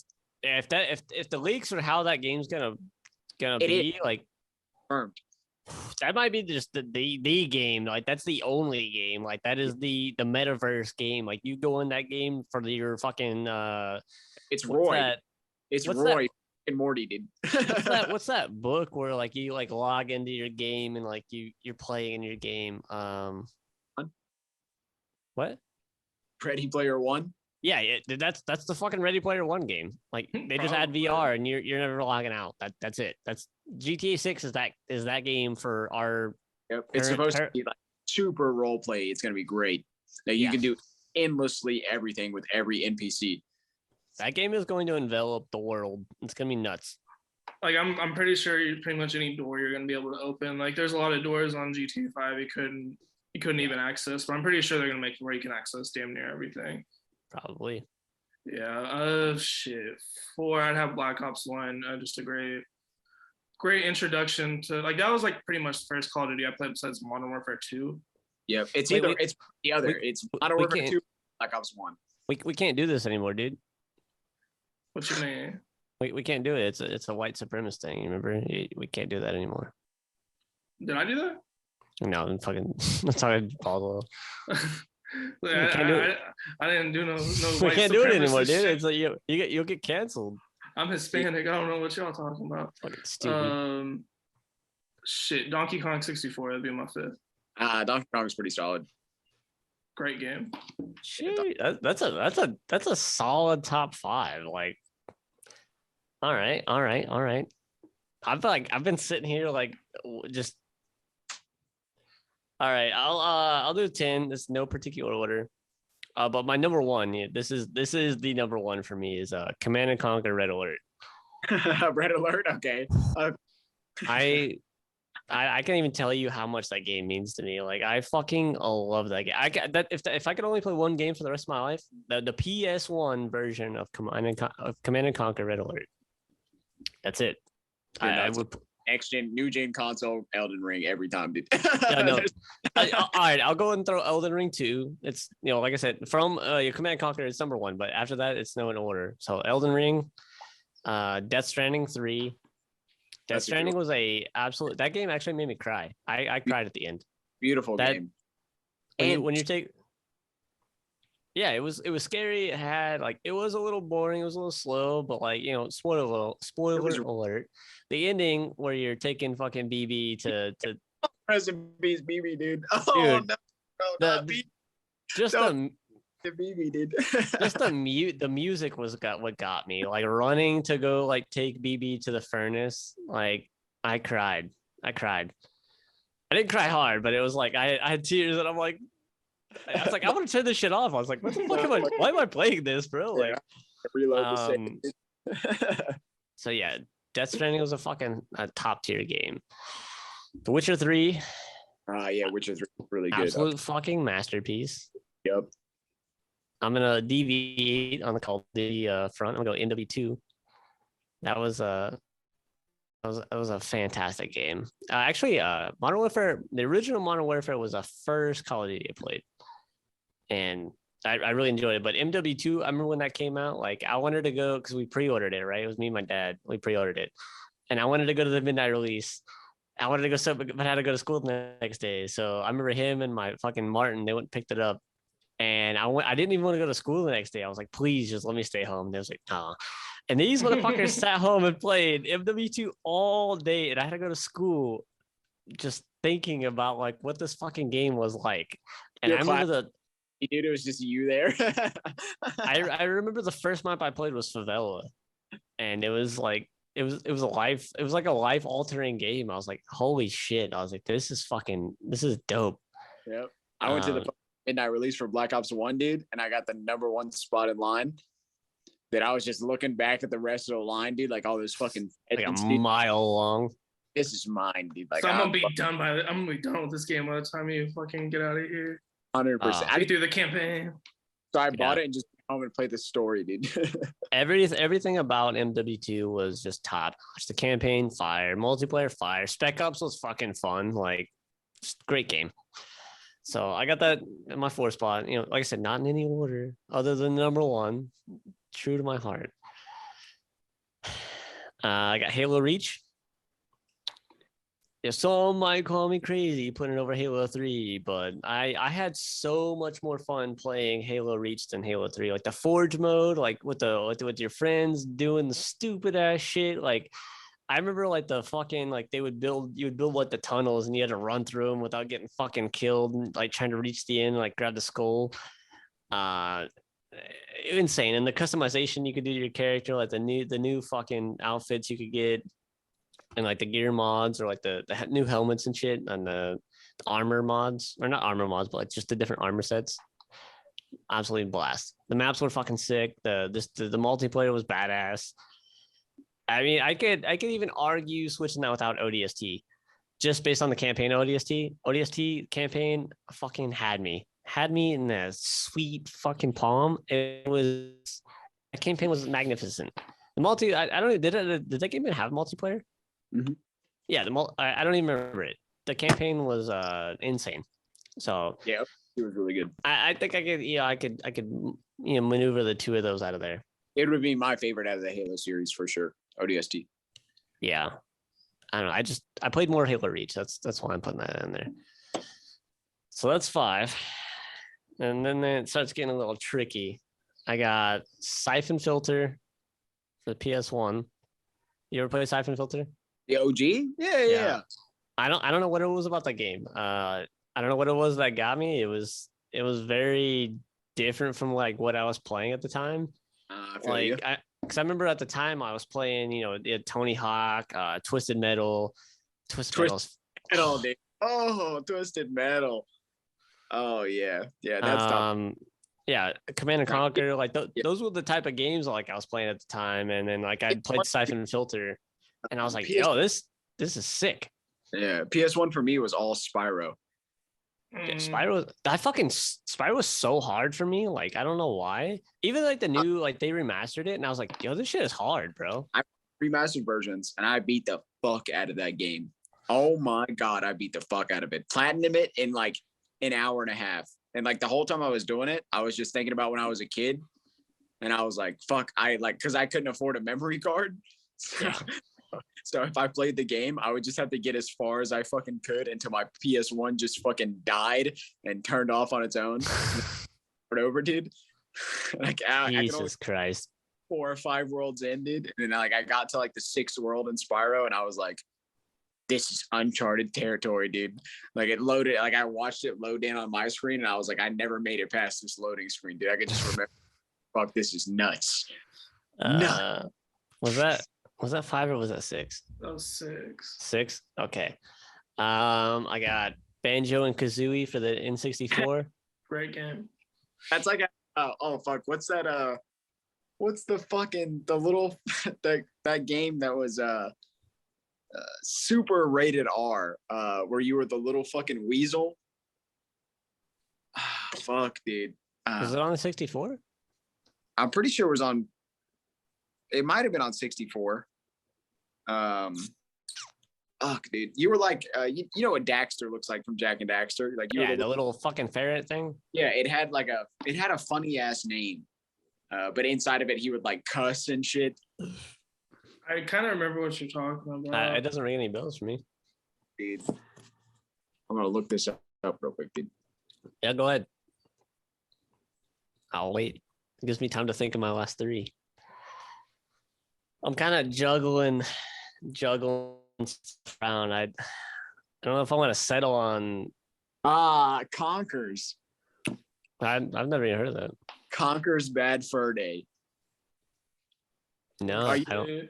Dude. Oh yeah. Conkers was really top tier.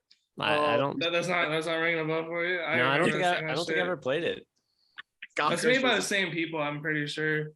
Yeah, first game of its time, dude. Holy shit, it was so funny because it was like the first one to be like edgy as shit, dude. It was like, what was that? Who's the fucking the game where the dude is like, is it Duke? Is his name Duke? The fucking soda, a beer named after him or something. Duff. Couldn't tell you. Duff. Yeah, I'm pretty sure it's Duff. Fuck, he was like you guys would know the fucking game, dude. 100% you would know it as soon as you fucking heard it, dude. Duff game. Got no idea, my man.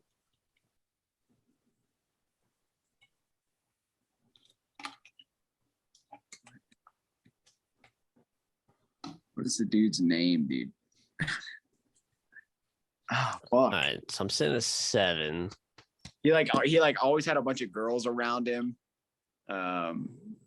He like shotguns. It was like a Doom type game. I don't know, man. Fuck, dude, I can't remember what the fuck it's called, dude. Is it Duke, Duff, something? Doug Dimmadome, home of the Dimsdale Dimmadome? You guys would definitely know it. They made like an action figure about him. Duke Nukem? Yeah, Duke Nukem, dude. Oh, Jesus Christ. I thought that was too obvious. I was like, there's no way he's fucking thinking of Duke Nukem. I remember those, yeah. It's like Duke Nukem, but if he was a weasel. That's birthday, dude. Never played it. You never played Duke Nukem? No. Oh, fuck. That game's funny, dude. No. All right, number 8. Number 8, man. This one, it starts getting weird. Like, it starts getting real weird. There's so much that like I could put. I'd probably do Pokemon Emerald at 8. Emerald, huh? Not even Ruby? So Emerald was the one I played. I didn't ever play Ruby. And you know the crazy I have a crazy story with this, right? This makes me look like a real big piece of shit, but I was like real young. So I remember I was friends with these people across the street, right? And this kid had Emerald, and I stole the game from this kid. God. I went through a really bad stealing phase when I was like dude. Kleptomaniac phase, dude. You fucking savage. But, yeah. Remember when we stole that skateboard off that random person's lawn? Vaguely, yeah. You were like, bro, let's steal a skateboard. I saw walk into your house, and then we just like ran up there and stole it and ran off. And you maybe used it one time, and you're like, fuck the skateboard. It was a terrible skateboard, but yeah, I was that was like my rut of my bad stealing phase. Like that, I think that was the beginning. That was the beginning of the end. I fucking stole this kid's Pokemon Emerald. You're like, I've reached a new fucking low. Oh, bro, because I had a Game Boy SP.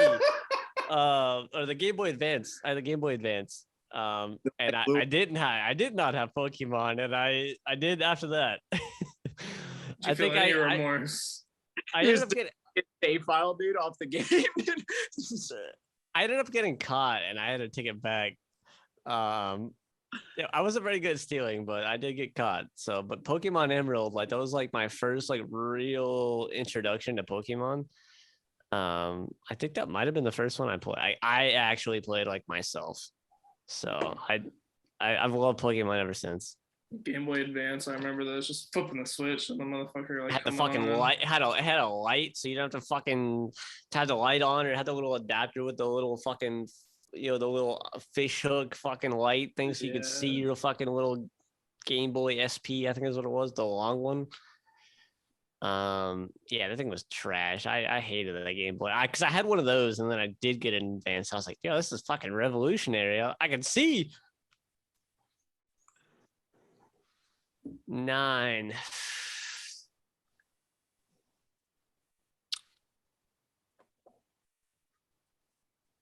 might go Death Stranding. You already put that. Oh, no, not Death Stranding. Fuck, what's that game? I don't know why I'm thinking Death Stranding. I can't even remember the name. It's that zombie game we were playing. Back for Blood? No. The one with the motorcycle. Oh, fuck. I'm looking it up. Days Gone. Days Gone, yeah, that's a good game. Yeah, I'm going Days Gone at, was that 8? Was that 9? That's a hard game. That was 9, I think. Yeah, going Days Gone. That one made me cry a little bit too. That game's tough. A little sad ending. It was not an easy game. It was the fucking fighting the hordes in that game where you gotta do a lot of the hordes were scary, bro. They were very terrifying. You got to do a lot of planning. You gotta map out your fucking train routes. You gotta like fucking plant traps. You gotta barn, dude. That one super horde, dude. It was like fucking 200 zombies. Oh my god, terrifying, dude. Yeah, you had to have good weapons. You had to have everything. Like you got to be fucking kitted to the max to be able to take on some of those hordes. And the story was just incredible. Very, very, very good game. 10. I think I'm gonna go Mario Party. Oh, great. Like not one specific, because I mean they're all the same pretty much, but I think I'm gonna go like N64 era Mario Party. I remember playing that with like my cousins and us literally cussing out the TV because of Mario. It was so fucking OP. He would just beat the dog shit out. Like we could not beat him. Like, and you like, we didn't have a fucking little memory thing for the N64 either. So like you couldn't turn the fucking thing off. So just finish the fucking game. Yeah, so like we had to like just leave it running. So like we'd play one weekend, just leave it running, and like come back the next weekend, and like just pick up the controllers and keep going. And literally Mario would just fucking stomp the shit out of us every fucking time, and we would literally be like, I think it was like 9, like literally fucking like, fuck you, Mario, you piece of shit, like just going in on the TV because Mario beat the ever living dog shit out of us. It was probably the first reality check in gaming I ever got from the computer. You're you fucking hit your shots, kid. You're bad. You're trash. Fucking fuck Mario on the N64 Mario Party, piece of shit. But I don't know, you get the couple outliers. Like Wii Sports was like pretty fucking. I would consider putting that one on my list. Wii Sports was revolutionary, man. You know, like that shit brought families together, bro. Like that was like the bowling, the boxing. The tennis was my favorite, man. The tennis. That shit either brought your family together or broke it because you're bodying people at whatever game you're playing. Cheating in the bowling where you throw it up on the rail and you're in a strike every time. Oh, great. That was like peak fucking Wii content. Like that was so much fun. So much fun. Let's see. What are some other like honorable? Oh, for me, honorable mentions, Mortal Kombat. Like OG Mortal Kombat? Yeah. I mean, the Or first like modern. the first one that me and my brother played was MK8. What So was that the it was like the first Mortal Kombat to have like 50 characters you could choose from. what And were it the was ones on the PS2? the story mode. Yeah, that it was the one on the PS2 where the story mode you could it was like RPG based story mode Let's where see you like here. had the main character and you could like run around with him in like an open world, Let's see. learn new powers. I think I know what you're talking about because I could not get I was stuck on one spot where I couldn't fucking finish the combos. And I literally was like pissed. What fucking combo or not combos? What fucking game was it? Armageddon? No, we lost him. He's on there. You know what game I just forgot it. Like we forgot it. Oh, GoldenEye. Good fucking game. I never really got a whole lot of playtime in GoldenEye. Like I think I had it. I just never had really a lot of people to play it with. So like if you don't have like people to play it with, like you're playing by yourself and it's like it'd always be when I went over to my cousin's house. Cause like I wasn't allowed to play anything with like guns and shit until like yo, speaking of 007, did you ever play 007 Nightfire? Oh, I'm like the one where you like in Russia and shit. I think so. Like starts out in like that the game snow. was yeah. That game was fucking sick. Boswell, were you talking about Mortal Kombat Armageddon? Yeah. That was like I think that was PS2. It was like what year was that? Yeah, another game that was really like influential to me was 2007. Tenchu Wrath of Heaven. Sounds vaguely familiar. Yep, it was a very very old school, but like the more that I think about it, it was extremely modern combat, like ninja style combat. Yeah, and like, the story was really good, and it was really hard too. Like it was like an old timey Ninja Gaiden. Okay, yeah, I was supposed to say like Ninja Gaiden, but yeah, it was crazy. And you could do like split screen battles where you had like an open world and like it was like a city and you could like fight like player two. And yeah, it was my brother used to battle in that shit often and just whoop each asses, beat the doors off each other. Yeah, Tenchu Rather Heaven was crazy. Speaking of like a co-op game like that, it was a PS2 like Teenage Mutant Ninja Turtles game. Like you could have I think 4 players and it was like a campaign. Like you all log in as like one of the turtles and like it was almost like a platformer, but you're like fighting people and oh dude, you just hit me with a fucking I can't even remember the name of the game. You know what I'm talking about though.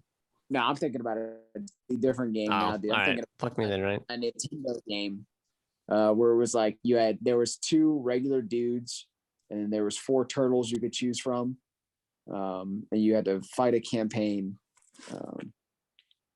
There's another game that you just reminded me of, and I can't remember if it was on PS1 or PS2. PS1 fighting games.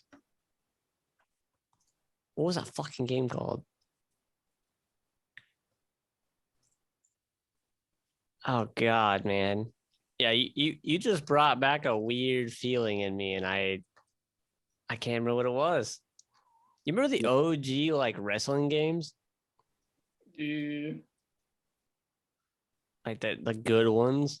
Oh yeah, they're like the fucking like early 2000 ones. Yeah. Those are fucking fire. I'll have to ask my uncle what that fucking game was called because I can't remember what it was, but it was like you would go from like almost like rooms, but like they were kind of like arenas, and like you were like fighting, and like you could pick up like guns and like shoot like rockets, and I can like picture it in my head. I can't remember what it's called, but another honorable mention I could have put was Gears of War, the first one. You guys ever play Gears of War? Yeah, I played Gears of War. That campaign, like it wasn't even a multiplayer for me. It was the campaign of Gears of War 1 that I played the absolute shit out of that. It was so much fun. fuck, what was that game called? It's like something cross something. Battletoads, Battletoads, and fuck, what was it called, dude? I fucking remember Battletoads, dude. That's all I need. I remember playing Battletoads. You ever play Frogger? That just reminded me of Frogger too. Do you know how fucking infuriating that game is? Oh my god. Battletoads then, Double Dragon. That's what it was. Battletoads Cross Double Dragon. I don't think I ever played that one. Because they were both individual games. Like, there were Battletoads games and there were Double Dragon games. And there was Battletoads Double Dragon. And me and my brother played the fuck. It was so hard, bro. This game was hard as fuck. Oh, I remember this one level that you got to where you got to hop in these like vehicles and you were like flying in a vehicle level. And it was like right before like a major boss fight. And this vehicle level would just tank all of the fucking lives you had like built up to that point to like save up for the boss, dude. Because you would just get fucking slapped on cooldown. Oh, and I remember we only beat it because we cheated. We put in fucking cheat codes to fucking beat it because it's so hard. It's like Metroid, like playing Metroid for your first time, dude. Like there's just you have no chance of fucking beating it, dude. The game's toxic. You ever play Crash Team Racing? I don't think so. You disappoint me. Fuck, dude. Good racing games, dude. Now I'm thinking of good racing games like Burnout. Fuck, did you ever play another one I remember was it was like a Pac-Man racing game, right? So you had like all of the Pac-Man characters and like the ghost, like the different ghost colors. I remember that shit was fucking so hard. It was like it'd be like me, like my sister, like my stepmom, like my dad, like we'd all be playing. Like that game was fucking hard. What were the ghost names? It was like Blinky, Pinky, yeah, that's one, and Mo. Right? I think there was like 6 of them. Blinky, Pinky were 2 of them. I know Mo was one. There definitely had to be a Mo. I'm just gonna Google it. I'm curious. No, I'm thinking of racing games, just straight up racing games. Now I'm thinking of like Need for Speed, Underground, Midnight Club, Need for Speed, Burnout. All right, you got Inky, Blinky, Pinky, and Clyde. Why was I thinking Mo, dude? It was kind of on the right Inky, course. Pinky, Blinky, and Clyde. Y'all remember the Simpsons game where you drove around and shit? Yeah. The taxi one? Yeah. I can't remember. Did you ever play Crazy Taxi? Yeah, Crazy Taxi, yeah. Yeah. That was a good one. I remember the original Simpsons game now that you brought it up, the one on Nintendo, where you got to play as Bart Simpson and you were like on your skateboard. You had to like side scroll through the city and fucking fight aliens and shit. I know what you're talking about. I played that one. This is so crazy. Like it's like so weird. Like you just forget about these things. It's like memory lane. I'm just like fucking flashing in my brain, like all these like memories of playing these games that I completely forgot about. Yeah, I'm remembering all the original Marios now. Because I had 64. Mario 2 or Super Mario 2, and Super Mario 3. Super Mario 3 was crazy. I hate Mario. Like the amount of worlds that were in it. Because it was like an open map, and like you grew up from one world, like a cloud world and a fucking pirate ship world. And it was all hard as fuck too. Like every Mario world was just hard as shit. Just beating your dick into the dirt. Paper Mario, y'all remember that shit? People speed run it. Yeah. Yeah, I hot take. I fucking hate Mario. That game's fucking. I hate it. Speaking of Mario, they put out the trailer tonight for the new Mario movie. I'm actually probably gonna go watch it. The animation looks good. Jack Black's in it, so I'm watching it. I wasn't really a big fan of Mario either, except for Super Mario World on the 64, where they first introduced Yoshi. That shit was fun. That game was fun. It's just kind of boring to me. Like it's like a basic platformer. Like you just go from one side to the other side. It's just. It depends on the I don't like it. Like Paper Mario, I felt like was like a really deep game. I to be honest, I really don't like platformers in general. Like I think they're fucking boring. Like okay, other than like you ever play Ori and the Blind Forest? No. Absolute beautiful game. And it's not like a normal platformer. Like it's fantastic. It's an Xbox exclusive, I think. I think you get it on like the Switch and maybe it's PC, but You get you a little something, and you play that game. You going for a ride. That game is incredible. Like just the visuals, like the forest like breathes like while you're moving. It's crazy. Like it's incredible. I can't even explain it. You'd have to just look it up. I'm just thinking of other games now, dude. Fuck, so many games. Played so many games in my fucking life. You ever played Need for Speed Carbon? Yeah, I played Carbon. That was a good one. Dude, that's my favorite Need for Speed game. I don't know what it was about that game. It was my favorite one. Like there's nothing that's taken Underground 2 off of my Need for Speed games. Mine was Most Wanted. Most ones, yeah, where you could actually that's like everybody's favorite. Yeah. You could call the cops and shit. Run away from the cops and shit. That shit was fun. Yeah. You play those like original Burnout games. You know how fucking shitty they are compared to like the original Need for Speed games. I fucking loved Burnout because it was like you fucking decimate your car and you get fucking rewarded for it. Just blowing shit up. Just how cool you could fucking wreck your shit. Fucking Need for Speed, you could take random ass cars. Like you have like a Honda Civic at the beginning, and then it turned into like this badass car. You guys ever play Dynasty Warriors? Oh, of course, we already talked about this. I played that one. That's probably like arguably my favorite game franchise. Like I couldn't pick one game for my top 10, but like the franchise as a whole, I love it. I love it. I've been playing that shit since fucking Game Boy. Yeah, if I had to pick a game franchise, it'd be Dark Souls for sure. That game is fucking infuriating. Yeah, Dark Souls or Elder Scrolls. Yeah, it's fucking Skyrim. We didn't even fucking. I was one of my honorable mentions I thought about earlier, and I was like, all of them, dude. Honestly, I mean, Morrowind, Oblivion, Skyrim.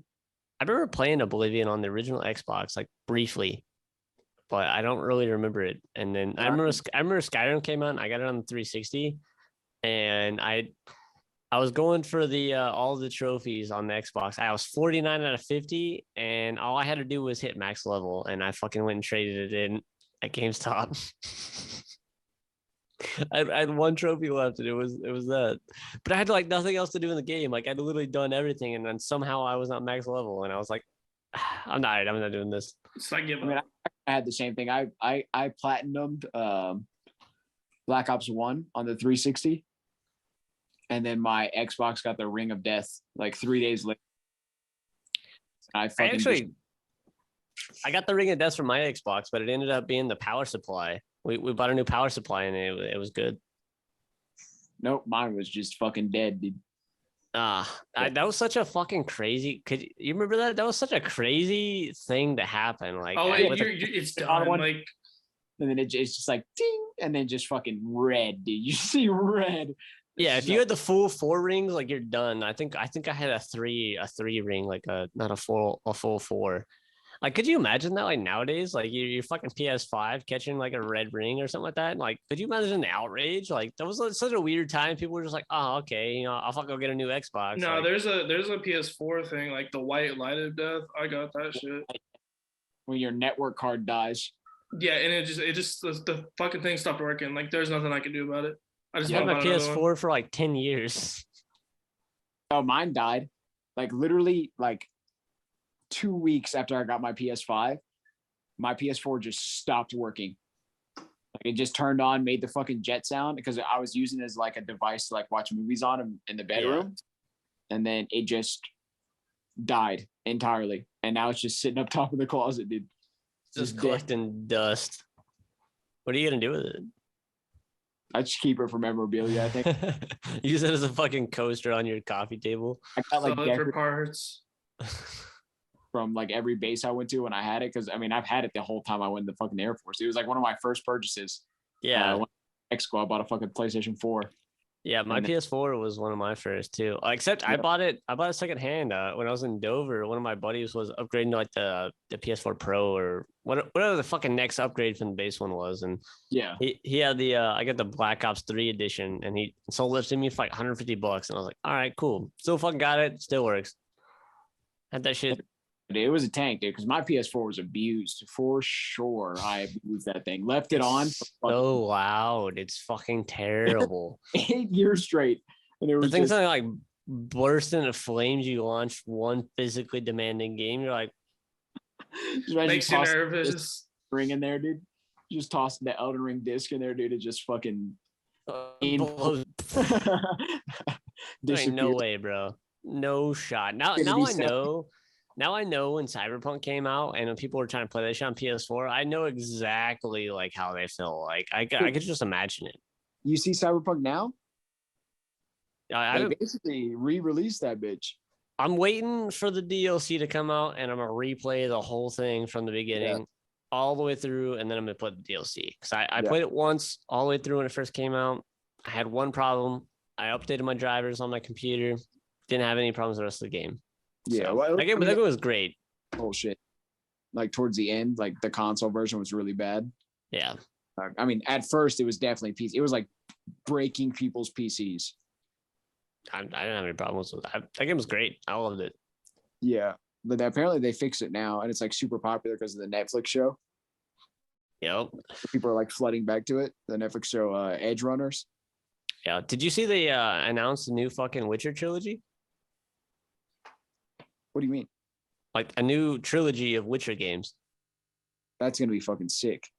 It's supposed to be released every 2. It's supposed to be released every 2 years. Each game is supposed to be released every 2 years.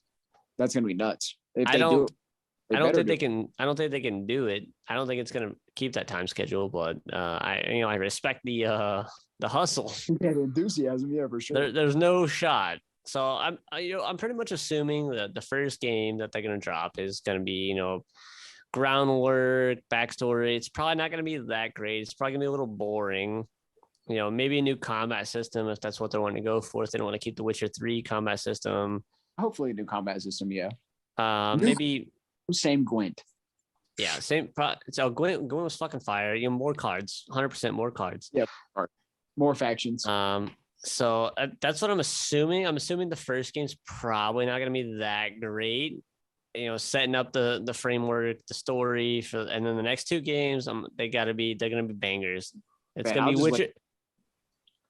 It's going to be Witcher 3 for 2 games in a row. That's what I'm thinking. I think they might hit that 2-year timetable for that first game. And then I think they might hit 3 years for the second game and probably like about 3 for the third game. I need the DLC for Elden Ring, dude. Oh, fucking yeah! I'll replay it from the beginning. Now I need it now, dude. I will start it from the beginning. New character.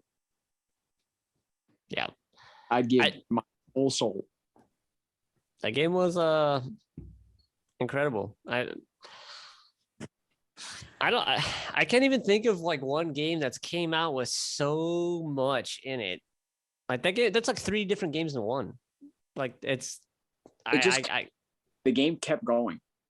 I was like, surely I'm close to the end. So lost, dude. Yeah, surely I'm close to the end. Nope, you got like 6 more fucking areas to go. Yeah, and you drop it. Surely I'm close to the end. Oh, I'm in the fucking underworld. Like I'm like, what the fuck is there's like 6 areas under there? You're like, yo, what is going on?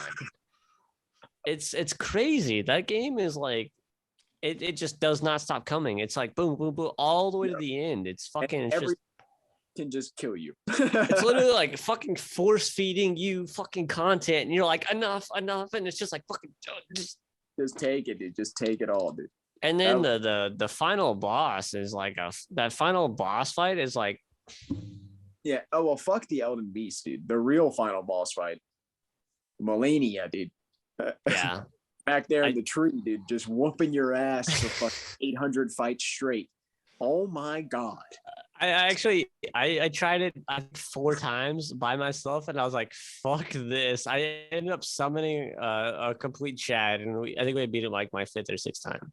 Bro, there's a dude who got famous just let me solo her. Yeah, he solo her. he would just wait there and get summoned. Did you hear about that, Nick? Mm-mm. All right, so like in the you ever played any of the Dark Souls games? Nah. All right, so in the Dark Souls games, right? You play it's like a 3 not 3D, fucking third person game, right? You're running around. It's like swords and shields and magic and fucking like dark fantasy, right? So like almost pretty much you get hit like once or twice by something, like you die. Like it's so fucking hard. Like the Dark Souls games are fucking frustrating. Like people break shit. Like that's like a marriage in your game type, right? Like you will divorce your wife type shit because you're so mad. If your wife comes down at the wrong moment and is like, oh man, you're like, get the, you just fucking rage. It's so infuriating. It's and like it's bosses that are killing you. It's like you're fucking just random dog and random dog fucking minions. Dead. Yeah, it's the game is so good and so hard at the same time, and there's 3 of them, and then you got Bloodborne, which is kind of like an offshoot, and then Elden Ring, which is the one that we're talking about, and Sekiro. Yeah, Sekiro. That game. I haven't played it, but I'm not gonna try it because I don't want. Oh, dude, you haven't played Sekiro? Oh, I'm that's not, really. But back to Elden Ring, right? So in the game, if you want to play multiplayer, you have to have this item where you throw down like a sign on the ground, and depending on how your shit set up, anybody in the game that's in that area can see your sign. I just fucking almost threw up.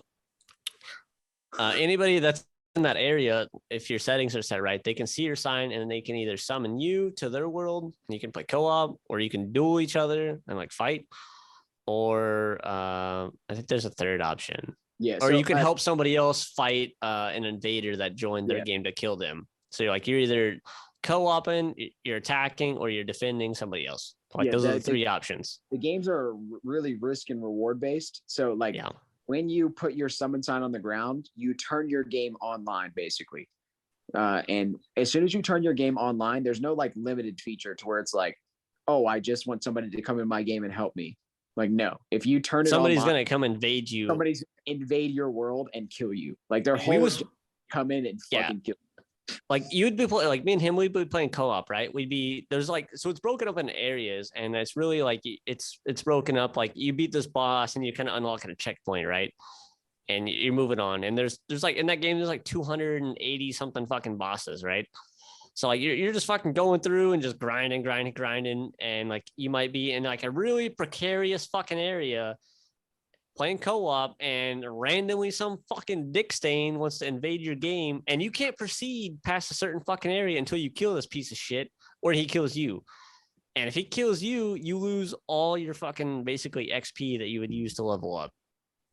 And you're saving it, right? Because you want to level up maybe a couple times, or maybe you need a fucking lot to level up because you're kind of a high level. So it'd be like a 2-on-1, and depending on their fucking build, some people just be going super fucking meta with it and just body the dog shit out of you. Both of you. Like it'd be 2-on-1, you get fucking stomped into the dirt. And it's so furious. It's like you're literally fucking, I'm gonna bang my head against the table. Like I'm telling you, like this game is like Dark Souls and Elden Ring and Sekiro and Bloodborne are like probably the most frustrating games you can play in existence. The hardest fun, like some of the hardest games you can ever play, but it's so fun. It's so rewarding.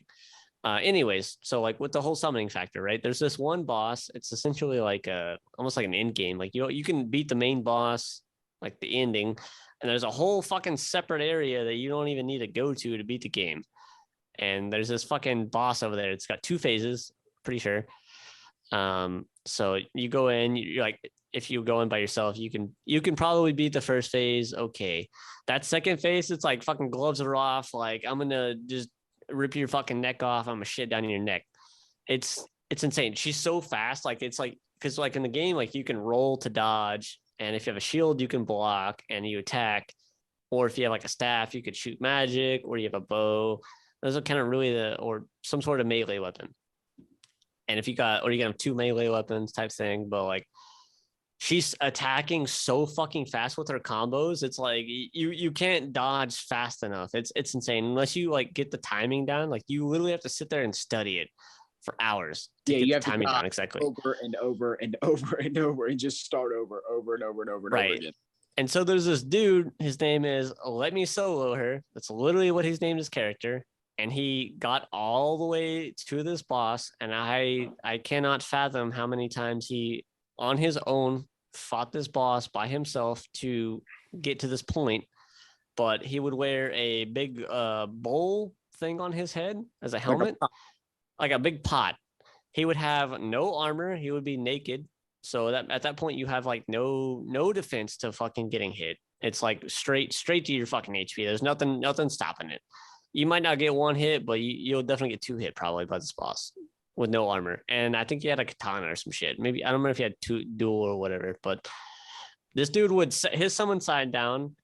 People would summon him in, and his name was Let Me Solo Her. So people were like, "Oh, okay, well, what this fucking dude?" And he would go out there and solo this boss by himself for all these people, and he did it like a couple hundred times. And the people that made the game fucking sent him like I don't remember what they sent him. It was like, a big box filled with shit like Elden Ring theme shit, like a big ass fucking sword and a pot helmet, like just to him, like for like his talent on fucking decimating this boss, because it was like an impossible task.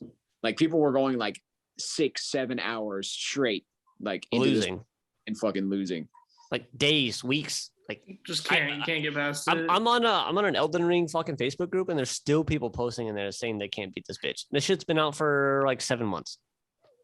Like that boss is probably one of the hardest bosses in like gaming history. Yeah, Melania Blade of Mikola. And that it's that second phase. Like you go in there, you're like, all right, first phase, not too bad. You fucking gotta, like by phases, we mean like you go in and a full health bar for the boss will show up on the screen, right? And then you beat the whole screen. And there's like a fucking anime power up and a cutscene, and it just comes back like 16 times long with another full fucking, and she life steals too. So every time she hits you, she like fills up like a quarter of her fucking health bar, and her hits are like, it's not something you can fucking avoid. You know what I'm saying? Like besides so fast. Yeah, she's got like one of those anime swings, you know what I'm saying? Where like they slash forward and it's like 15 slashes in front of it, dude. It's exactly what it. If you're in front of her, there's no fucking block. Yeah, you're the regular 100%. You're just a regular dude, and this is fucking Superman, dude. Yeah, you were getting your ass ate. It's incredible. Like I if I was you, I would just look up like that boss fight. If like you want to know what Elden Ring's like, just look that up. It's fucking insane. And this dude learned he would not get hit. Like he'd go in here and body the fuck out of this boss for people. And like the person like that got summoned into the world, or that summoned him, would just stand there all the way in the back and watch this dude just beat the shit out of this boss like hundreds of times. Like this dude is a absolute fucking legend gaming community. It's crazy. I want to know like what the fuck this guy, like what does he do? Like is this dude just like a full-time streamer? Like there's no way. Oh, he streams now. Well, yeah, I bet he does now because the dude's fucking famous. Dude, I hate to cut this short, but I gotta go, dude. It's been fucking 4 hours. All right, buddy. Yeah, sounds good. It's great seeing you guys. Yeah, thanks for being on. Later, my man. But I had something else to add on there. But yeah, man, that dude's a madman. I could not imagine putting in that amount of time into one fight in one game. I don't even know how you would get to that point to where you could be that good. It's incredible. It's absolutely incredible. Like I remember I tried to fight her by myself because I had like a magic build, right? So I had to like stand away and like hurl fucking magic with like a big staff, and she's just closing the gap on you. You just can't create the distance because like shooting your magic, like it takes a little time to like pull your shit up and like launch it, and like literally by the time you're like here, she's like close the gap, and you're like, oh, you get hit once, you like roll away, and like you have like flasks of like you can drink to like refill your health, but you only have like 9 max you can have. So like not happening. I was like, after the 5th time, I was like, I'm not fucking doing this. I would give up. I'd just like fuck it. I literally summoned one. I summoned like a melee character to like keep her away from me, so I could stand in the back and just fucking hit her with magic. And that person was just kind of like dodging and like occasionally getting hit in. And oh my! I beat that one way faster than the end game boss. The end game boss beat the brakes off me, and that boss broke me. That game broke my spirit. Broke you down. that because that was the end boss of the story, like not including that extra one that we was talking about. Like it's like the actual last boss fight to beat the game. There's another 2-phase one. So you fight this dude. I think he's got like one arm. I can't remember if he has like a fucking hammer or like an axe or some shit. And he's like fucking jumping at you like and like hitting the ground and shooting shit. And we would get through. I remember me and Jack, we was trying to fight that one together because I think I'd beat it and I was trying to help him do it because I'd have somebody help me as well. And I think we tried maybe 20, 30 times and we couldn't do it. We could. I was literally like, bro, I can't help you. Like we're not good enough. Either our builds are fucked up or like we're just not good enough because we'd get past that first phase and they transforms into this big fucking spectral like space fucking blob thing and shooting out waves of shit and you have to like jump over them and that game is yeah, it's a spirit breaker, but it's probably one of the best games I've ever played. I wouldn't be able to. I can't do games like that are fucking hard. I get too fucking irritated. I mean, like the cool thing is like you don't have to play it by yourself. Like you can summon somebody in. Like you can play the whole game with another person. So like after I beat the game, we started a playthrough like where we was gonna start from the beginning and play through, and I mean it just kind of fell through, but we was gonna do like a different build each and like just go through it together. But yeah, you don't have to do it by yourself, so that's a bonus. Still hard. Oh, yeah. Even with somebody else, it's still hard. Sounds frustrating. Literally, like fucking bash my head into the table. Frustrating. Breaking the controller. If PS5 controllers weren't so expensive, I probably would have threw that shit against my wall. Like I swear, I was like grabbing it, like fucking just like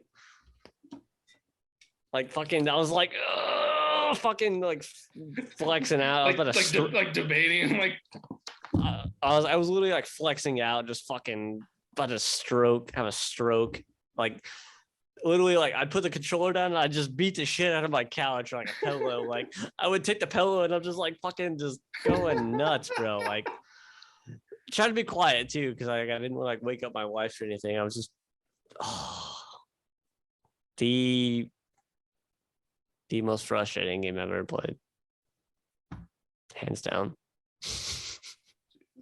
But it's so good. It's one of those like abusive relationships almost, like you can't leave because like it's so good, you know what I'm saying? Like I wouldn't know, but like that's what I could. The sex is so good. That's the only thing I could probably equate it to is you're just like fuck, I can't leave. But like, God, I've already put this much time. Like I'm tired of getting my ass beat by this person. You know what I'm saying? It's diabolical.